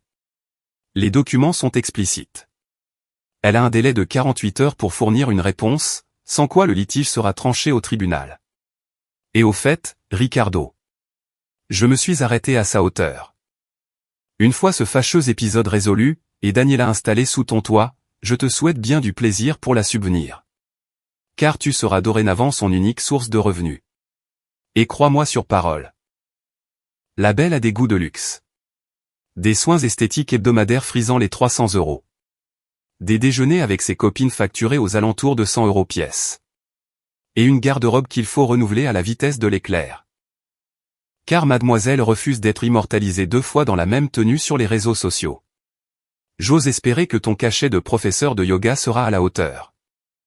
Le visage de Ricardo a blêmi, trahissant un pur effroi. De toute évidence, il n'avait jamais jaugé le coût faramineux de son idylle. Il s'était probablement figuré que Daniela déboulerait avec la moitié de ma cassette, ce qui en faisait une proie de choix à plus d'un titre. La perspective de devoir l'entretenir avec ses seuls revenus le foudroyait comme un coup de massue. J'ai pénétré dans mon logis, l'abandonnant à son désarroi dans l'allée. L'intégralité de l'échange avait été filmée par les caméras. Une énième pépite, qui viendrait garnir mon dossier à charge. J'ai visionné les bandes enregistrées dans la journée, et j'ai repéré Daniela, en pleurs au téléphone avec une personne, qui ne pouvait être que sa mère. Maman, c'est pourtant limpide. Il a accumulé des preuves irréfutables, gémissait elle. Des enregistrements vidéo, des échanges de messages, tout. Mon avocate m'a certifié que mon dossier ne tenait pas la route. Je suis ruiné.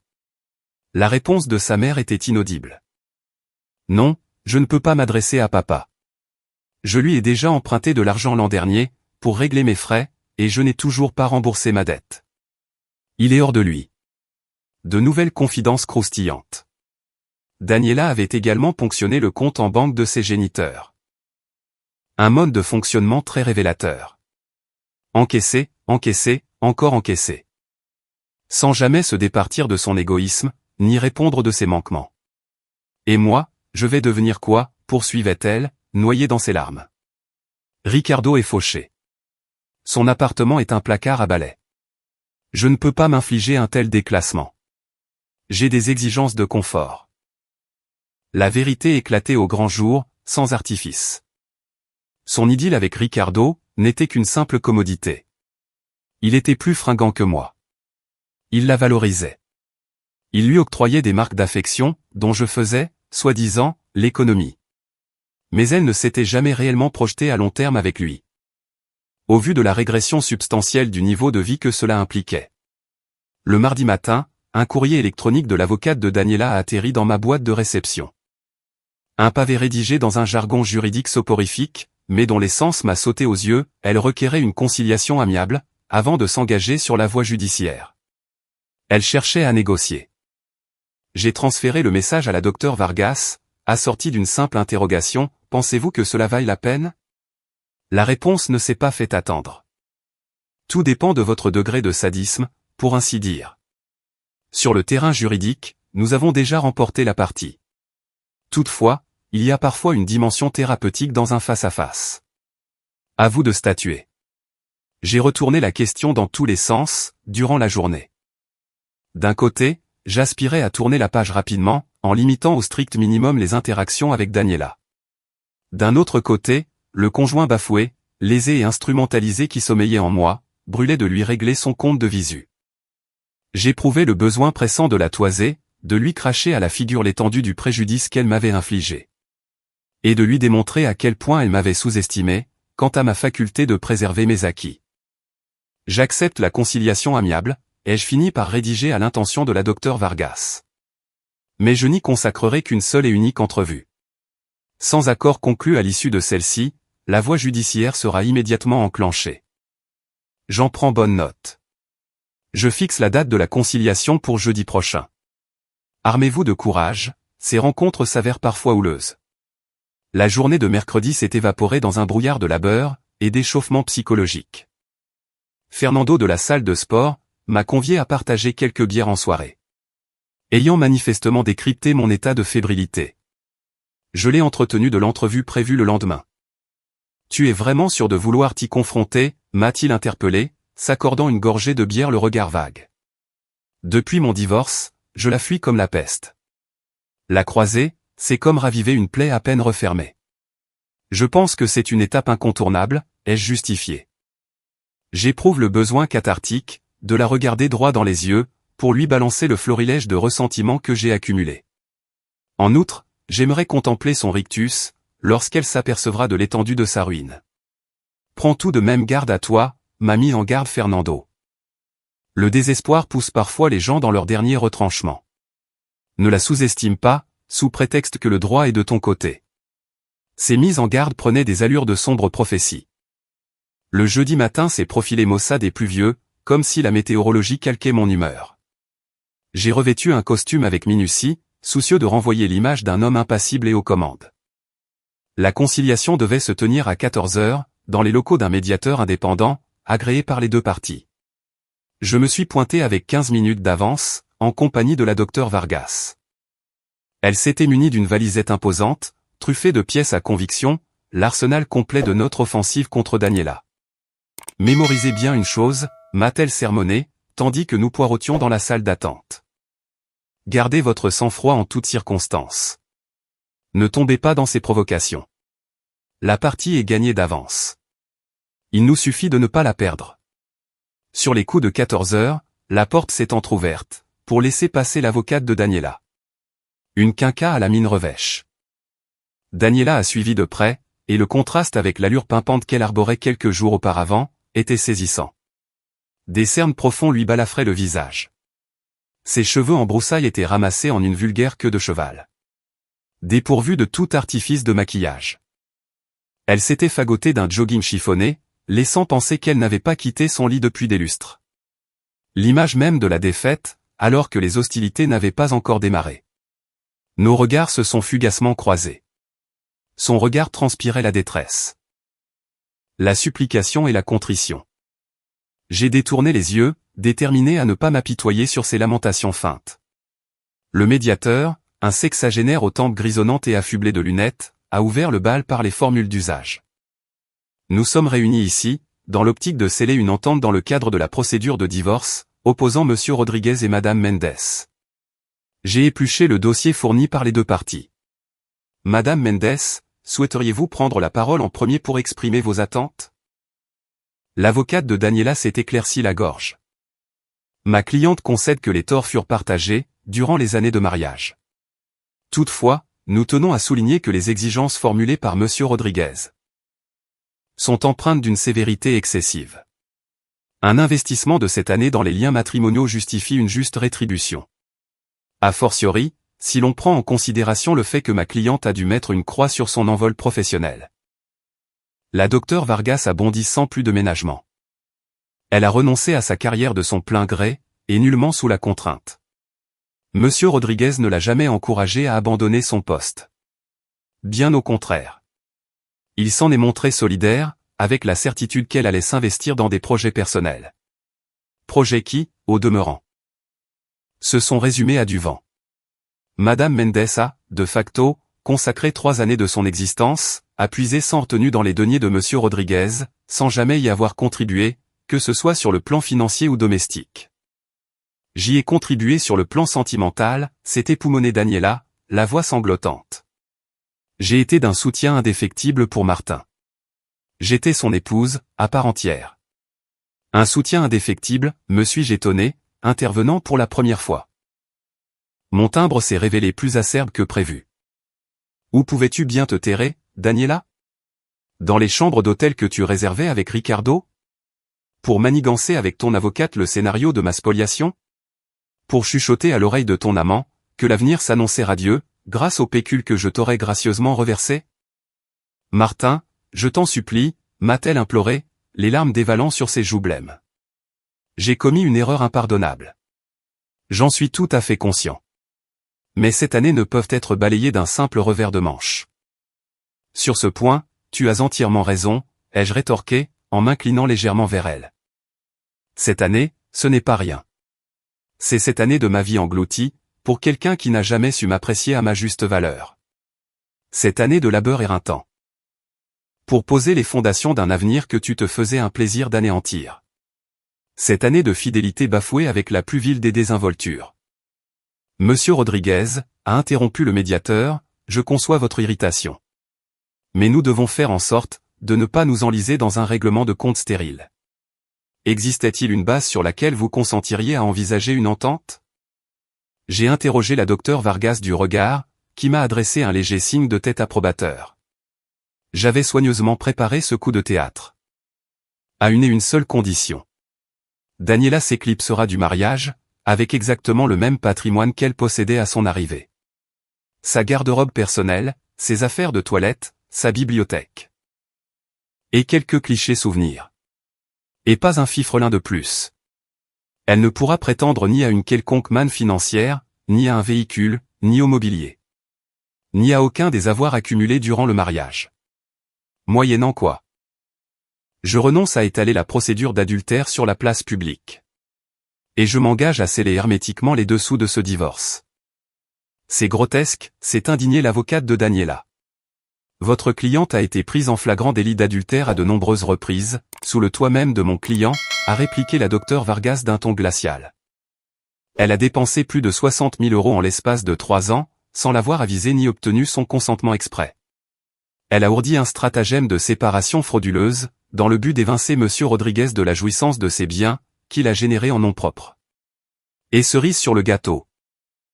Elle s'est dispensée de toute participation financière ou matérielle à l'entretien du ménage, depuis des lustres. À quel fondement juridique raccrochez-vous vos espérances pour qu'elle puisse prétendre à une part du gâteau? Un silence pesant s'est substitué aux vociférations. Daniela pleurait désormais à chaudes larmes, secouée par des sanglots incontrôlables. Un court instant, j'ai failli succomber à un élan de compassion. Presque.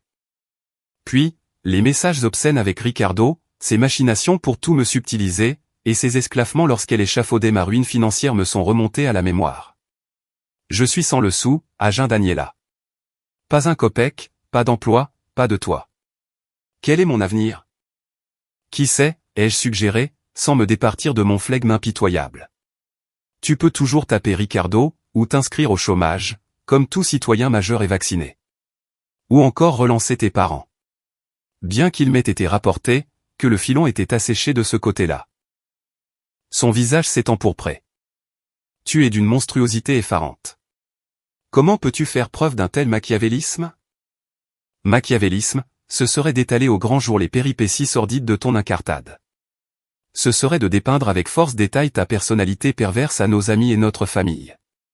Ce serait de porter les stockades, en te traînant devant les tribunaux pour un adultère. Qui plomberait à jamais tes chances d'insertion professionnelle? Ma démarche n'a rien de machiavélique, Daniela. Elle s'inscrit dans la stricte justice, un concept qui t'est totalement étranger. Le médiateur a de nouveau tempéré les ardeurs. Madame Mendes, désirez-vous faire une suspension de séance pour vous reprendre? Daniela a opiné de la tête en essuyant farouchement ses larmes. Lorsqu'elle s'est de nouveau exprimée, sa voix avait mué.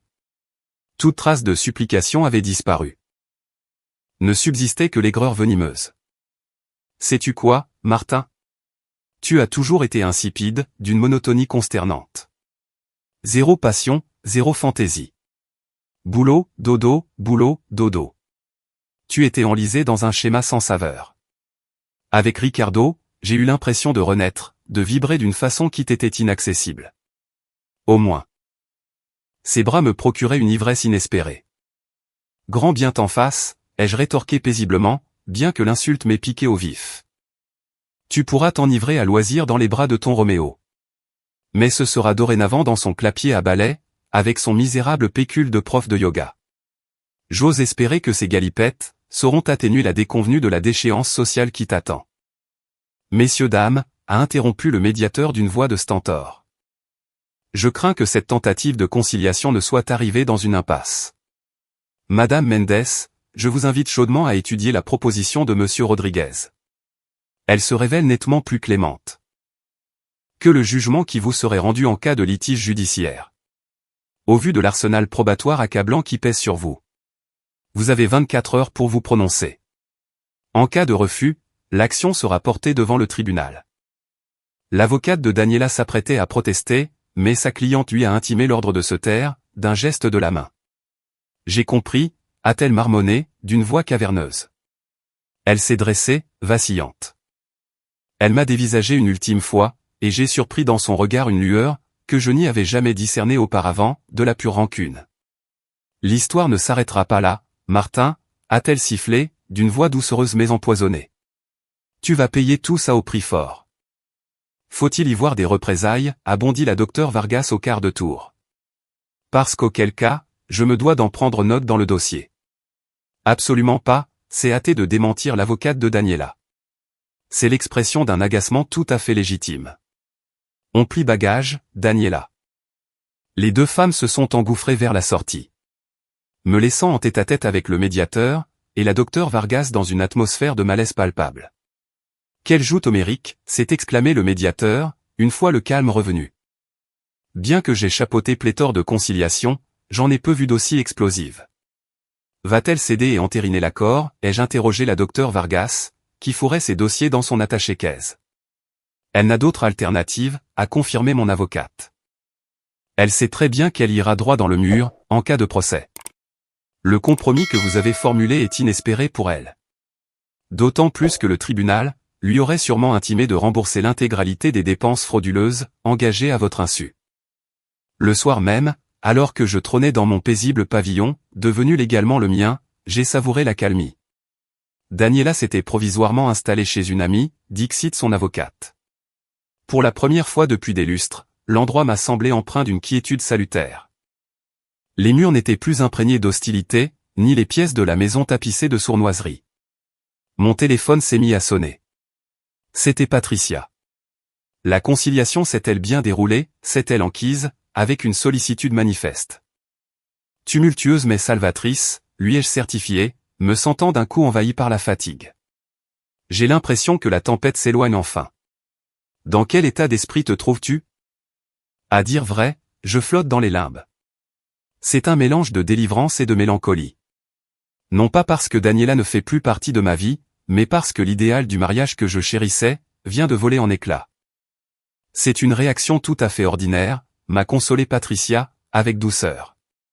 Le deuil que tu traverses, est celui de l'union parfaite que tu t'étais forgée, et non de la réalité bancale que tu subissais. C'est un cheminement qui demande du temps. Nous avons prolongé la conversation durant une petite heure, balayant une myriade de sujets.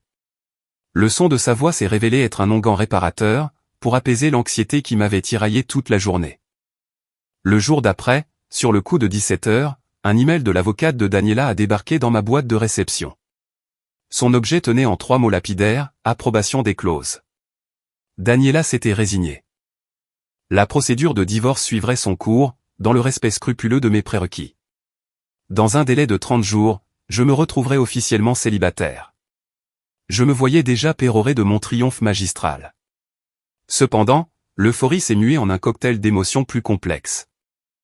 L'allégresse de l'issue favorable, entachée de l'amertume du bilan affectif. La justice m'avait rendu ma liberté, certes. Mais j'en épongeais encore les séquelles psychologiques. La nuit tombée, j'ai pu goûter à un sommeil profond, pour la première fois depuis une éternité. Les tourments nocturnes, qui mettaient en scène Daniela et son Roméo, s'amusant à incendier ma demeure avec ma cassette enfouie à l'intérieur, s'étaient enfin évanouis. L'horizon s'annonçait incertain, mais riche de promesses. Et pour la première fois depuis fort longtemps, ce futur était mien, et je pouvais en faire ce qu'il me plaisait. La parenthèse de 30 jours, qui séparait l'acceptation des clauses et l'entérinement officiel du divorce, s'est déroulée dans une atmosphère mi-figue, mi-raisin. Daniela s'est conformée à ses engagements, rapatriant ses effets personnels lors de 3 visites silencieuses. Occasion que je me suis fait un devoir de fuir, pour ne pas m'exposer à de nouveaux accrochages ou esclandres. L'heure de la clôture des débats avait sonné. La docteure Vargas me tenait informé de la bonne marche de la procédure. Tout se déroule comme sur des roulettes, m'a-t-elle confirmé lors de notre avant-dernière entrevue. L'ultime paraphe est prévu pour la semaine prochaine. À la suite de quoi, le délai de carence réglementaire de 60 jours vous ouvrira les portes de la liberté maritale.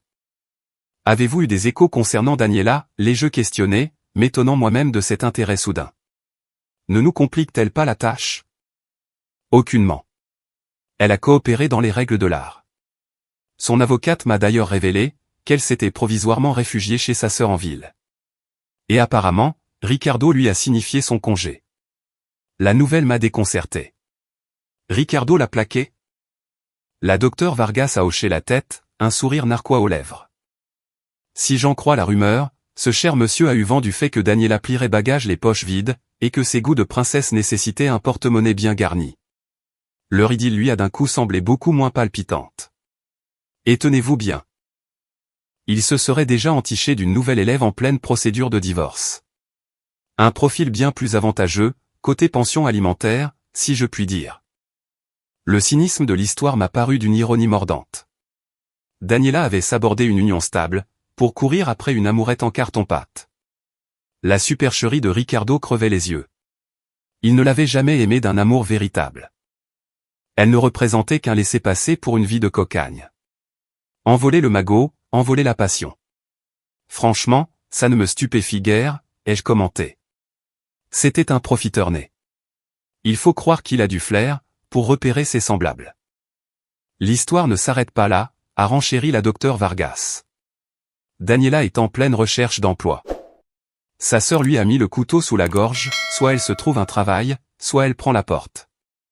Le retour sur Terre a dû être rude pour elle. Durant ce laps de temps, j'ai vu ma propre existence refleurir, sous des auspices insoupçonnés. La construction du complexe de bureaux, que je pilotais, a été réceptionnée avec 2 semaines d'avance sur le planning, et une nette sous-consommation budgétaire. Ce succès m'a valu un avancement notable de la part de mon supérieur hiérarchique, assorti d'une revalorisation salariale de 40%. Ton travail s'est avéré inestimable, ces derniers mois, Martin, a-t-il salué lors d'un entretien officiel. J'ai décidé de te confier les rênes de la direction des projets spéciaux. C'est la structure qui sera appelée à chapeauter les dossiers les plus épineux de l'entreprise. Est-ce que le challenge t'intéresse? Évidemment qu'il m'intéressait. C'était l'opportunité que je lorgnais depuis de nombreuses années. Ce Graal hiérarchique, que Daniela prétendait que je n'atteindrais jamais. Me prétextant une prédisposition trop technique, et un déficit de malice politique. L'ironie du sort démontrait que l'expertise technique portait ses fruits, lorsque l'on se consacrait pleinement à son métier, et que l'on se détachait des turpitudes conjugales. Ma vie privée n'a pas été en reste dans cette période de renouveau. Je m'étais lié d'une solide amitié avec Fernando. Nous nous entraînions en tandem 4 fois par semaine. Et nous partagions régulièrement des soirées entre amis le week-end. Grâce à lui, j'ai côtoyé tout un réseau de divorcés. Qui s'étaient, tout comme moi, relevés d'épreuves douloureuses. Le divorce, c'est comme une confrérie qu'on aimerait éviter d'intégrer, m'a badiné Fernando, un soir autour d'une bière. Mais une fois franchi le cap, les mariés heureux se retrouvent relégués dans une catégorie à part. On partage tous un vécu que seuls les initiés saisissent. Tu penses à quoi, en particulier, les jeux questionnés, avec une sincère curiosité. Aux évidences qu'on ne perçoit pas d'emblée.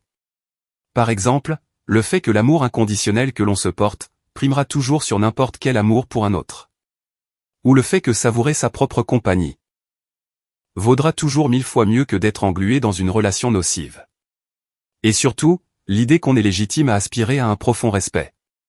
Et que tout ce qui s'en éloigne, ne mérite pas qu'on y consacre le moindre instant. Ces mots m'ont fait l'effet d'une décharge électrique. 4 années en compagnie de Daniela, passées à me nourrir de ses miettes d'attention, alors que je lui offrais l'intégralité de mon être. Je m'éveillais finalement à la notion d'estime de soi. Apprenant à privilégier mon bien-être, sans y mêler le moindre sentiment de culpabilité. Et dans la foulée, il y a eu Patricia. Une amitié qui a fleuri sous de tendres auspices. Tissée d'interminables conversations au comptoir de son restaurant, d'échanges au téléphone. De déjeuners et de balades bucoliques le dimanche matin. Sans empressement, ni contrainte aucune. De la pure affinité, basée sur l'intérêt que nous portions l'un à l'autre. Tu t'imagines te recaser, un jour, m'a-t-elle demandé, lors d'une escapade dans le parc jouxtant son immeuble. Le printemps pointait le bout de son nez, l'air s'imprégnait des senteurs de la Renaissance, un renouveau plein d'espoir. C'est une perspective que je n'écarte pas, lui ai-je répondu avec honnêteté. Mais je ne ressens pas d'urgence absolue. J'ai encore besoin de solder mes blessures, et de retrouver une identité, que les vicissitudes de mon mariage m'avaient dérobée. C'est une démarche d'une grande sagesse, a-t-elle souligné. Le nombre de personnes qui s'entichent du premier venu après une rupture est ahurissant. Et sans le vouloir, elle perpétue un cycle de relations foireuses. Et toi, les jeux interrogés. Un cœur à prendre, ou? Elle a esquissé un rire. Pareillement, l'idée fait son chemin. Je suis sans engagement actuellement. J'ai un ami attachant, par contre, avec qui je partage des moments délicieux. Tiens donc. Un individu recommandable, je suppose? Oh que oui. Architecte, maniaque du boulot, une propension à s'enliser avec la mauvaise personne. Mais il est sur la pente ascendante, je dirais. L'allégresse de notre fou rire a fait vibrer les airs. Éveillant un sentiment de liberté inouïe, un sentiment de légèreté, d'authenticité. J'étais moi-même à part entière, affranchi de toute réserve ou crispation de langage. Une dizaine de jours précédant la signature du jugement de divorce, mon téléphone a vibré, affichant un numéro masqué. Je zappe d'habitude ce type d'appel, mais quelque chose m'a intimé de faire une entorse à la règle. Martin. Le timbre de voix de Daniela était imperceptible, à la limite du chuchotement. Daniela, ai-je lâché, dubitatif. L'injonction était claire à ce sujet. Seuls nos avocats sont censés faire le relais. Je suis parfaitement au fait de la directive. Je désirais simplement te parler, une dernière fois. Je t'en prie, raccroche pas, j'ai poussé un profond soupir, et je me suis dirigé vers la fenêtre. Je t'accorde 2 minutes de mon temps. Je suis animé d'une seule volonté, celle de m'excuser, a-t-elle bredouillé d'une voix chevrotante. Mes excuses les plus sincères, de la profondeur de mon âme. Pour toutes les trahisons, les manigances financières, les manipulations. Tes reproches étaient d'une justesse irréprochable. Mon égoïsme m'a aveuglé. Le mépris que j'ai affiché à ton égard m'accable aujourd'hui de honte. Pas de souci, ai-je rétorqué froidement. Bien que ces regrets tardifs ne fussent plus qu'un vœu pieux. J'en prends acte. Non, ce n'est pas de souci, a-t-elle martelé. Tout ce gâchis est de mon propre ressort. L'ennui, et mon appétit pour le renouveau ont gangréné notre mariage. Ricardo ne représentait qu'un intermède. Une flatterie dénuée d'une quelconque consistance. Il n'a d'ailleurs jamais fait preuve de l'attention que tu as eue pour moi. Que cherches-tu à démontrer avec ce discours, Daniela, les jeux apostrophés, agacé par ces simagrées. Ma seule requête est de te faire savoir que je jauge l'étendue de ma bêtise, à sa juste mesure. Tu étais un mari modèle, un bourreau de travail acharné à consolider notre foyer, un partenaire d'une fidélité sans faille. J'ai préféré me délester d'un compagnon hors pair. Pour un mirage qui s'est dissous dès les premiers revers de la fortune. Et donc? Ricardo a plié bagage. Bien qu'ayant connaissance des faits. Oui, a-t-elle avoué, penaude. Dès qu'il s'est aperçu que la poule aux œufs d'or n'avait plus d'or dans son panier, la relation ne lui semblait plus aussi captivante. 15 jours ont suffi pour qu'il s'acoquine avec une autre nana, pourvue d'une fortune un peu plus conséquente. C'est un retour de bâton peu ragoûtant. La formule n'avait rien de factice, l'indifférence avait pris le pas sur le ressentiment. Je ne te le fais pas dire, a-t-elle ravalé sa fierté. Un juste revers de la médaille. La sentence karmique est tombée. Le silence s'est de nouveau invité sur la ligne. Martin, la demande que je m'apprête à formuler est osée. Y aurait-il, au fond de ton cœur, une infime étincelle qui nous autoriserait à repartir sur de nouvelles bases? Plus maintenant, non. Peut-être dans un laps de temps plus ou moins long. À condition que je sois capable de faire amende honorable, et de modifier mon comportement du tout au tout. L'interrogation redoutée a fini par éclater au grand jour. Non, Daniela, ai-je objecté, mon intonation tranchante ne laissait poindre la moindre lueur d'espoir.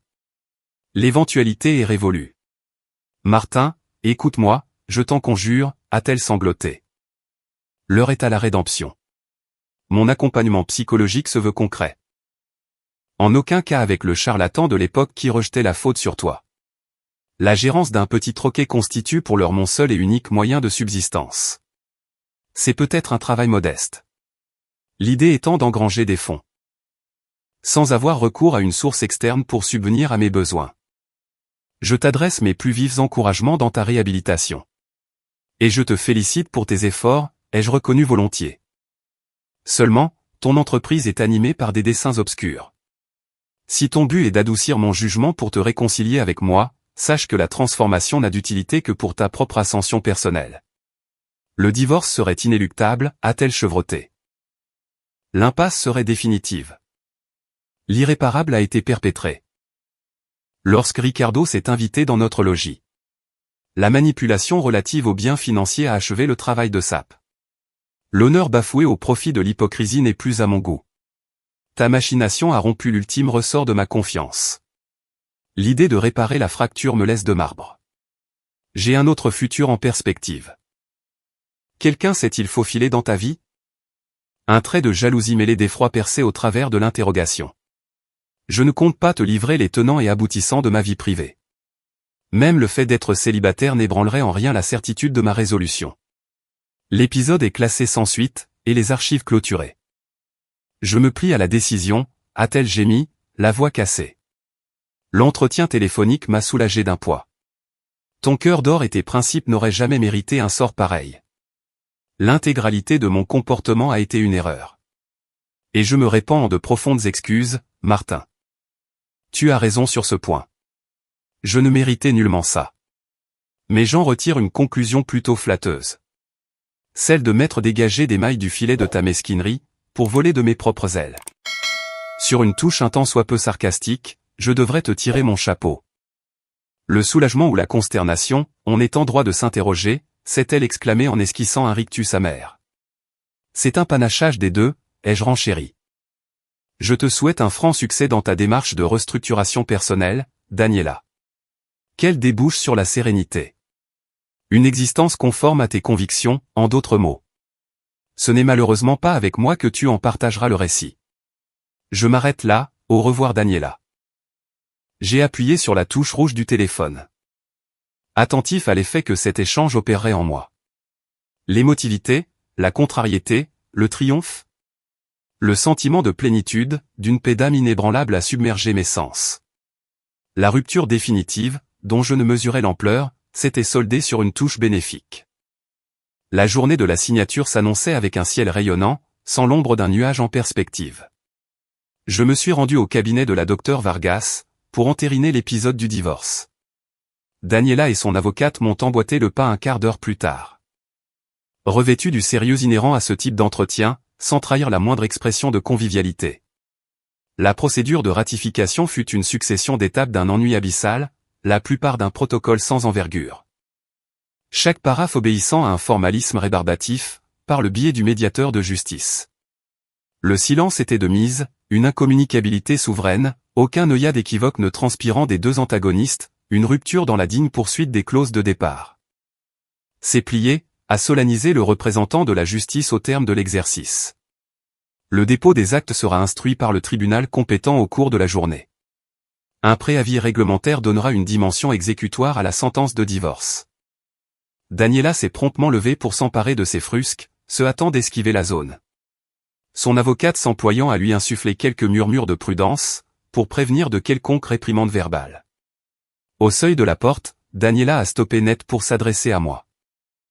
Porte-toi bien, Martin. La simplicité de la formule a accompagné son retrait de la zone. L'état d'esprit est-il salutaire, a relancé mon avocate au terme de la manœuvre. La résiliation d'un bail fort pénible. Mais de belles pages se pointent à l'horizon. La célébration a revêtu un parfum de liberté inespérée.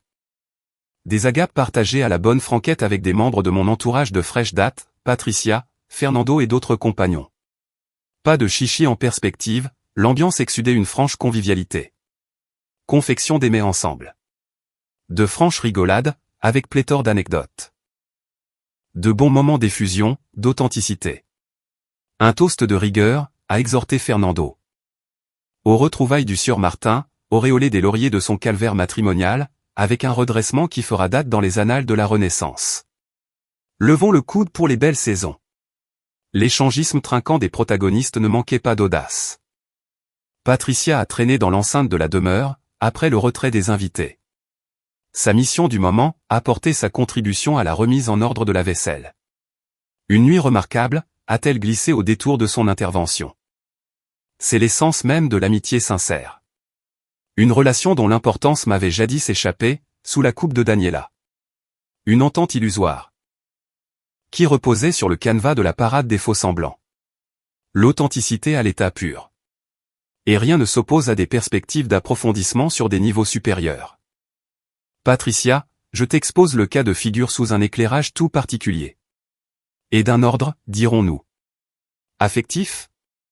L'aboutissement du divorce se solde sous peu. Un rendez-vous d'ordre idyllique ne te ferait pas défaut, en marge des conventions amicales d'hier ? Son expression rieuse a redonné de l'allant à mon existence. Les réjouissances auraient lieu de me satisfaire. Avec une prudence de rigueur de ton côté, Martin. Évite-moi l'épisode du pis-aller d'appoint de relations foireuses. Aucune ambivalence sur le sujet. Tu as le charisme d'une belle étoile à l'horizon des naufrages sentimentaux. Un compagnon dans l'adversité des heures malheureuses, qui transfigure le désarroi en apothéose. Et pour l'élection de cette étoile. L'adhésion s'avère formelle. L'extrait du verdict officiel du tribunal s'est matérialisé par lettre postale. Un bête document formel. Néanmoins, il insufflait un élan de libération inédit. Un appel d'air pur pour des fondations plus honorables. Le murmure des informations locales concernant Daniela a pointé à mon niveau. La préposée à la comptabilité d'une agence de création. Ce poste insignifiant, mais au centre d'une rémunération, ne portait en rien l'étendard des richesses escomptées. Parmi ses initiatives récentes, le souci du perfectionnement psychique de sa personne figurait au premier plan. De l'ascèse avec une visée curative. Il restait à démontrer si l'optique de s'amender de l'intérieur répondait bien à un enjeu de salut moral. L'épisode m'avait soustrait à une routine amoureuse insipide. Des joies inédites couronnaient le succès de ma reconversion hiérarchique au niveau du travail. La relation sentimentale que je nouais avec Patricia ne pressait pas le pas, avec de tendres instants au détour de moments plus profonds. Un élan romanesque où l'espoir des retrouvailles s'auréolait de tendres échanges. Une fouille estivale m'a plongé dans des reliques anciennes de carton poussiéreux, remisées dans le sous-sol. Les clichés des années idylliques où j'apparaissais au bras de mon ex-conjointe. Ce bonheur béat d'un futur radieux s'entremêlait de sentiments contraires, d'étonnement. Ces instantanés de joie s'effilochaient pour arborer le faciès d'une tromperie d'apparat. Le type résigné que l'on reconnaissait là-dedans m'apparaissait dans une incarnation lointaine de ma personne. La rupture s'était consommée sous l'angle de la persévérance et non de la vindicte revancharde. Les fragments ne dictaient pas l'ordonnancement futur de mon quotidien, mais de simples péripéties de jeunesse. Un signal sonore a jailli de mon portable. Patricia l'avait de la partie. La rencontre sous l'égide parentale ne tarde pas à venir. La mère de famille est euphorique. Et l'entrée en la matière. Un mot de politesse lui a rétorqué la teneur. Que attendent les membres de cette congrégation en guise d'offrande? Un gâteau? Le charme d'un compagnon radieux devrait leur suffire amplement. Au détour du trajet m'amenant chez mes futurs beaux-parents, j'ai médité sur la finalité des revers d'amertume avec l'illustre épouse. Mon congédiement tacite par Daniela m'avait révélé les arcanes de la libération d'une union corrompue. J'en ressentais le bénéfice au sein de ma quiétude intérieure. Les retombées d'un délassement sentimental de son conjoint ont engendré une aubaine faste à plus d'un égard, celle de me valoriser sur la voie de la réussite affective. Mon statut de priorité exclusive a supplanté l'aliénation au bon vouloir des autres. 12 mois de liberté civile se sont écoulés. La tournure que prenaient mes affaires, depuis ce coup bas ignominieux d'un divorce inopiné, offrait la perspective d'une retraite conviviale avec la promise du moment. Les rires et l'euphorie de cette bâtisse au décor riant ont fait le trait sur un foyer rongé jadis par le ressentiment, le déni, et la mésentente. Les fiançailles en compagnie de Patricia obéissaient au protocole modéré et réfléchi des conjoints avertis des turbulences. Mon passé avec Daniela m'avait forgé un socle de relations d'entraide, de complicité avérée, et d'adhésion solidaire. L'heure est à la gratitude, ai-je exprimé, lors d'un épanchement matinal dans mon entre conjugal. Mon sentiment, en évoquant la traîtrise de Daniela. L'évolution intérieure est notable sur le sujet, m'a relancé Patricia d'un air enjoué. Les exactions n'avaient rien d'héroïque, ça crève les yeux. L'entorse au devoir, néanmoins, m'a contraint à ouvrir l'œil, sur les exigences à promouvoir au sein de l'alliance sentimentale. Les rudiments dont j'étais redevable. Cette fatalité m'aurait évincé de ton radar sans elle, si on pousse le raisonnement. Les voies tortueuses recèlent des trésors d'inattendus. De la forfaiture innommable. J'hérite des délices des jours présents. Les festivités dominicales sous les tonnelles du collègue de gymnastique se profilaient à l'horizon. Des retrouvailles en cercle restreint avec des membres d'équipage qui m'entouraient d'une sincérité peu courante lors de l'ère Daniela. Le panel des relations amicales avait été expurgé des relents d'esbrouffe mondaine. Une récompense nous paraît des plus légitimes à ton égard, Martin. T'affranchir du statut de l'ancien conjoint au profit d'un parcours remarquable est une victoire retentissante. Ton dénouement a fait l'unanimité. L'allocution de Fernando est passée sous l'ovation d'un collectif aux anges. Et m'a remis un présent serti de la dédicace de l'heure, les déboires sentimentaux dissimulent parfois des lendemains fructueux de liberté morale. Parrainé de l'entourage fraternel de circonstances.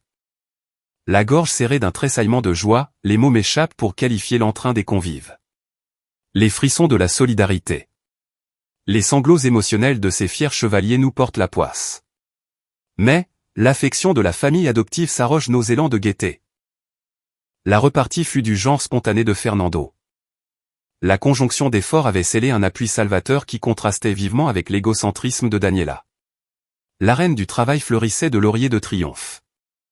L'achèvement en un temps record du complexe des dossiers de grandes envergures, octroyait l'ovation méritée sur l'aspect managérial et pécuniaire. La louange de mon responsable témoignait d'une performance qui dépassait la sphère habituelle. Les soucis d'ordre privé ne minent plus tes facultés au point d'en saborder l'efficacité. Le dégrèvement de ce fardeau a permis le retour d'une concentration exemplaire. Un échange de messagerie virtuelle de la part de Daniela m'est tombé sur la tête. Excuse d'un ordre curatif et de gratitude de principe. L'irrésolution a retenu l'effleurement du curseur pendant une trentaine de secondes. L'incitation à la curiosité l'a balayé d'un geste. Martin. Le rejet du présent libelle est de droit légitime. Ce dont je m'accommode aisément. Les suivis thérapeutiques que j'éprouve de longue date dans mon rétablissement me commandent de me soustraire aux peines de l'ère du divorce. Et d'y remédier avec des aveux solennels. Un mea culpa à ta personne sur de nombreux préjudices qui ont sapé ton intégrité. Lors d'une période de turbulence affligeante, en négligeant ton aide providentielle dans les démarches administratives du divorce et en imposant mes dictats fantaisistes. C'était faire preuve de cupidité outrancière à l'égard d'une noble compagnie que la tienne. Et dans le même élan. Une formulation de gratitude sur une leçon d'émancipation qu'il convenait de graver en mon sein. L'affrontement frontal sur l'aspect délictueux des biens communs dans une impasse. M'a exhorté à gagner le cheminement autonome d'un gagne-pain laborieux. Une contrainte de l'ordre d'un effroi psychologique qui m'assure présentement de l'affranchissement pécuniaire. Une position subalterne de l'emploi qui requiert toute ma dévotion de labeur dans une compagnie d'aménagement intérieur. Avec pour gîte un appartement de dimension restreinte, dans le partage de loyer avec des colocataires. La fierté est cependant au beau fixe, l'indépendance de ce pécule sans recours à un homme m'a conféré l'aisance indispensable.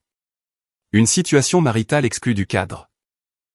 Car mon accomplissement intérieur doit éclore en premier sans se soucier du prisme des finances ou d'apparence pécuniaire à valoir aux autres. Mes objectifs s'accordent en mon moi intime de la thérapie. Une rétroaction de tes soins sur les points incriminés. Mais tout à fait indifférente. Ce soulagement de mea culpa s'inscrivait dans mon introspection curative. La révélation sur ma conduite m'incombe des chagrins amers à présent et à ne point renouveler sur quiconque. Mon respect des devoirs matrimoniaux était une valeur cardinale qu'il m'incombe à tout prix d'entériner par ce pli. Le salut de ton âme sœur s'inscrit au cœur des bénédictions. Daniela. Je relis en long et en large la teneur de la contrition. Une dimension qui dépassait le stade de la rhétorique larmoyante des péripéties vécues. Une volonté manifeste d'un retour aux valeurs constructives s'exprimait. Et l'absolution ne requérait plus de renflouement ou de regain affectif avec moi. Quelles sont les conclusions sur le courrier, s'est intriguée ma douce de soirée, Patricia. La compréhension du traumatisme est probante, je m'en réjouis. À bon entendeur. Mon cœur reste clos.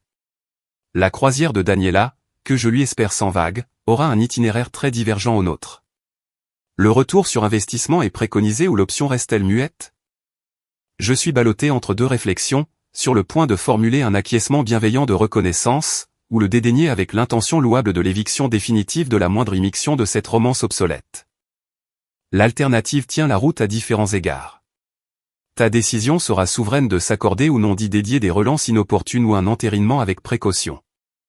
Une missive d'accord d'estime et de soutien dans les visées honorables, en évitant toute forme de complaisance abusive, a suffi de m'esquiver dans l'émergence des vieux démons. Je prenais acte. Une déclaration intime d'engagement m'est suggérée de sa part à Patricia au fil d'une séance gourmande. La crainte inhérente du remariage constituait un frein résiduel non négligeable pour sa proposition d'union future, en dépit d'une idylle resplendissante. Ma promesse ne portait en rien de réserve dissimulée pour des unions maritales, la seule appréhension me tenait d'affres consécutives sur les cicatrices qui tardaient. La réponse ne pouvait me trouver meilleur acquéreur, j'en suis tombé sous l'effet. Elle en comprenait l'envergure émotionnelle. Un simple accord de long terme sans empressement matrimoniaux est l'objet des débats, s'est contenté d'attester l'aimable promu. L'emménagement des prémices de la vie de couple avait l'aspect de fiançailles non stipulées. Le logement bénéficiait de rafraîchissements décoratifs adéquats pour extirper des miasmes d'archives de l'ancienne épouse en les revêtant d'humeur flamboyante au charme rafraîchissant de ma conjointe et des temps propices. Ces travaux d'art ont ému Patricia. Les agencements des tons égayaient de riantes effusions à ce couple complice de partage et de devoirs mutuels à mi-distance des contraintes inéquitables dans ma première histoire d'amour. Un accord officiel n'a plus retenu l'empressement du moment. Je l'ai sollicité pour une pérennisation solennelle des sentiments amoureux avec l'anneau, l'extirpant de toute peur de l'ancien joug, dans des termes d'estime intègre à présent et une déclaration ardente des épanchements passionnés. Elle m'avait procuré les rudiments de l'affection réelle. Patricia n'a pas rechigné à sauter au plafond. Lewin n'a eu aucune retenue d'élan de joie, des larmes ou de rire spontané en cascade de partages émouvants. Le mariage se limita en faste, au nombre réduit à des relations filiales restreintes, à mon meilleur homme qui gloussa à mon sujet de son bon sens avisé d'avoir sélectionné le filon propice de cet écrin d'union sereine en excluant le tintouin de gloire pompeuse. Seulement deux êtres aux idéaux d'authentique certitude, qui bravaient des regards avec le vœu d'amour de sincérité au complet de ce qui le concerne et des cœurs comblés. La nouvelle du remariage modeste avec un individu doté du charme discret des comptes analytiques mais parvenu en réplique des réseaux relationnels. Et sa fortune, à ce qui m'a été assuré de Daniela en cette fin, c'est l'égard et les bons soins au charme qu'elle chérissait désormais que d'artifices creux des rentes dorées, des attraits des plus séduisants. C'est tant mieux. Plus d'élan passionné pour autant dans la romance de jadis évaporé de faits d'anciens amants avec elle. Mais la consolation d'en trouver un issue idoine pour sa personne par-delà le tumulte d'autrefois préconisé dans sa chimère, enfin pour ma propre conception de la rupture des mariages d'apparat au vu du soulagement.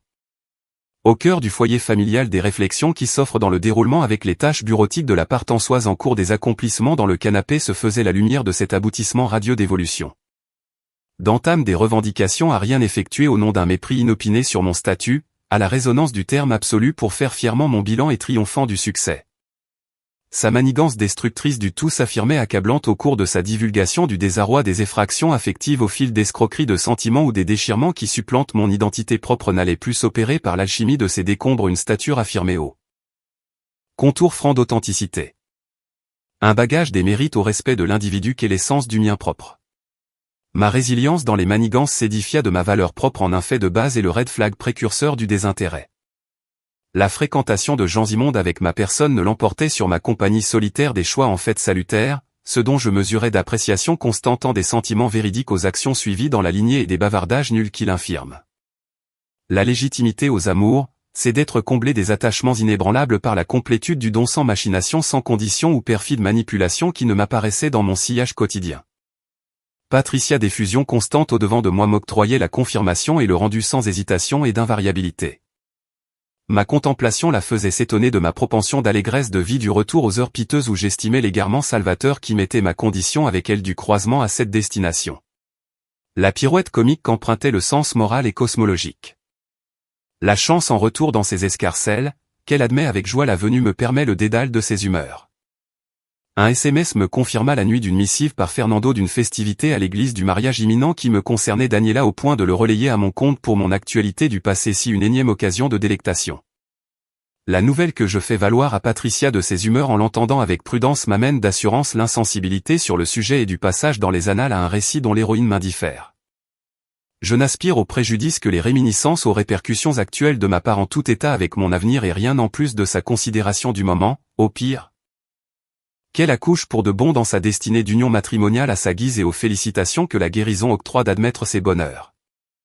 Ce n'étaient plus les stigmates des rancunes, des blessures émotionnelles, de l'amertume au mépris total ni rien. C'est que la sagesse dans mon intégrité se fit couronner d'édification des rescapés de cet hymen ruiné qui conforta le soulagement pour mon bonheur de ma constitution par ses expériences affligées au mépris total à la reconquête du mieux dans les aléas d'union en pleine déliquescence des relations que mon expérience affirma dans la rupture en deçà.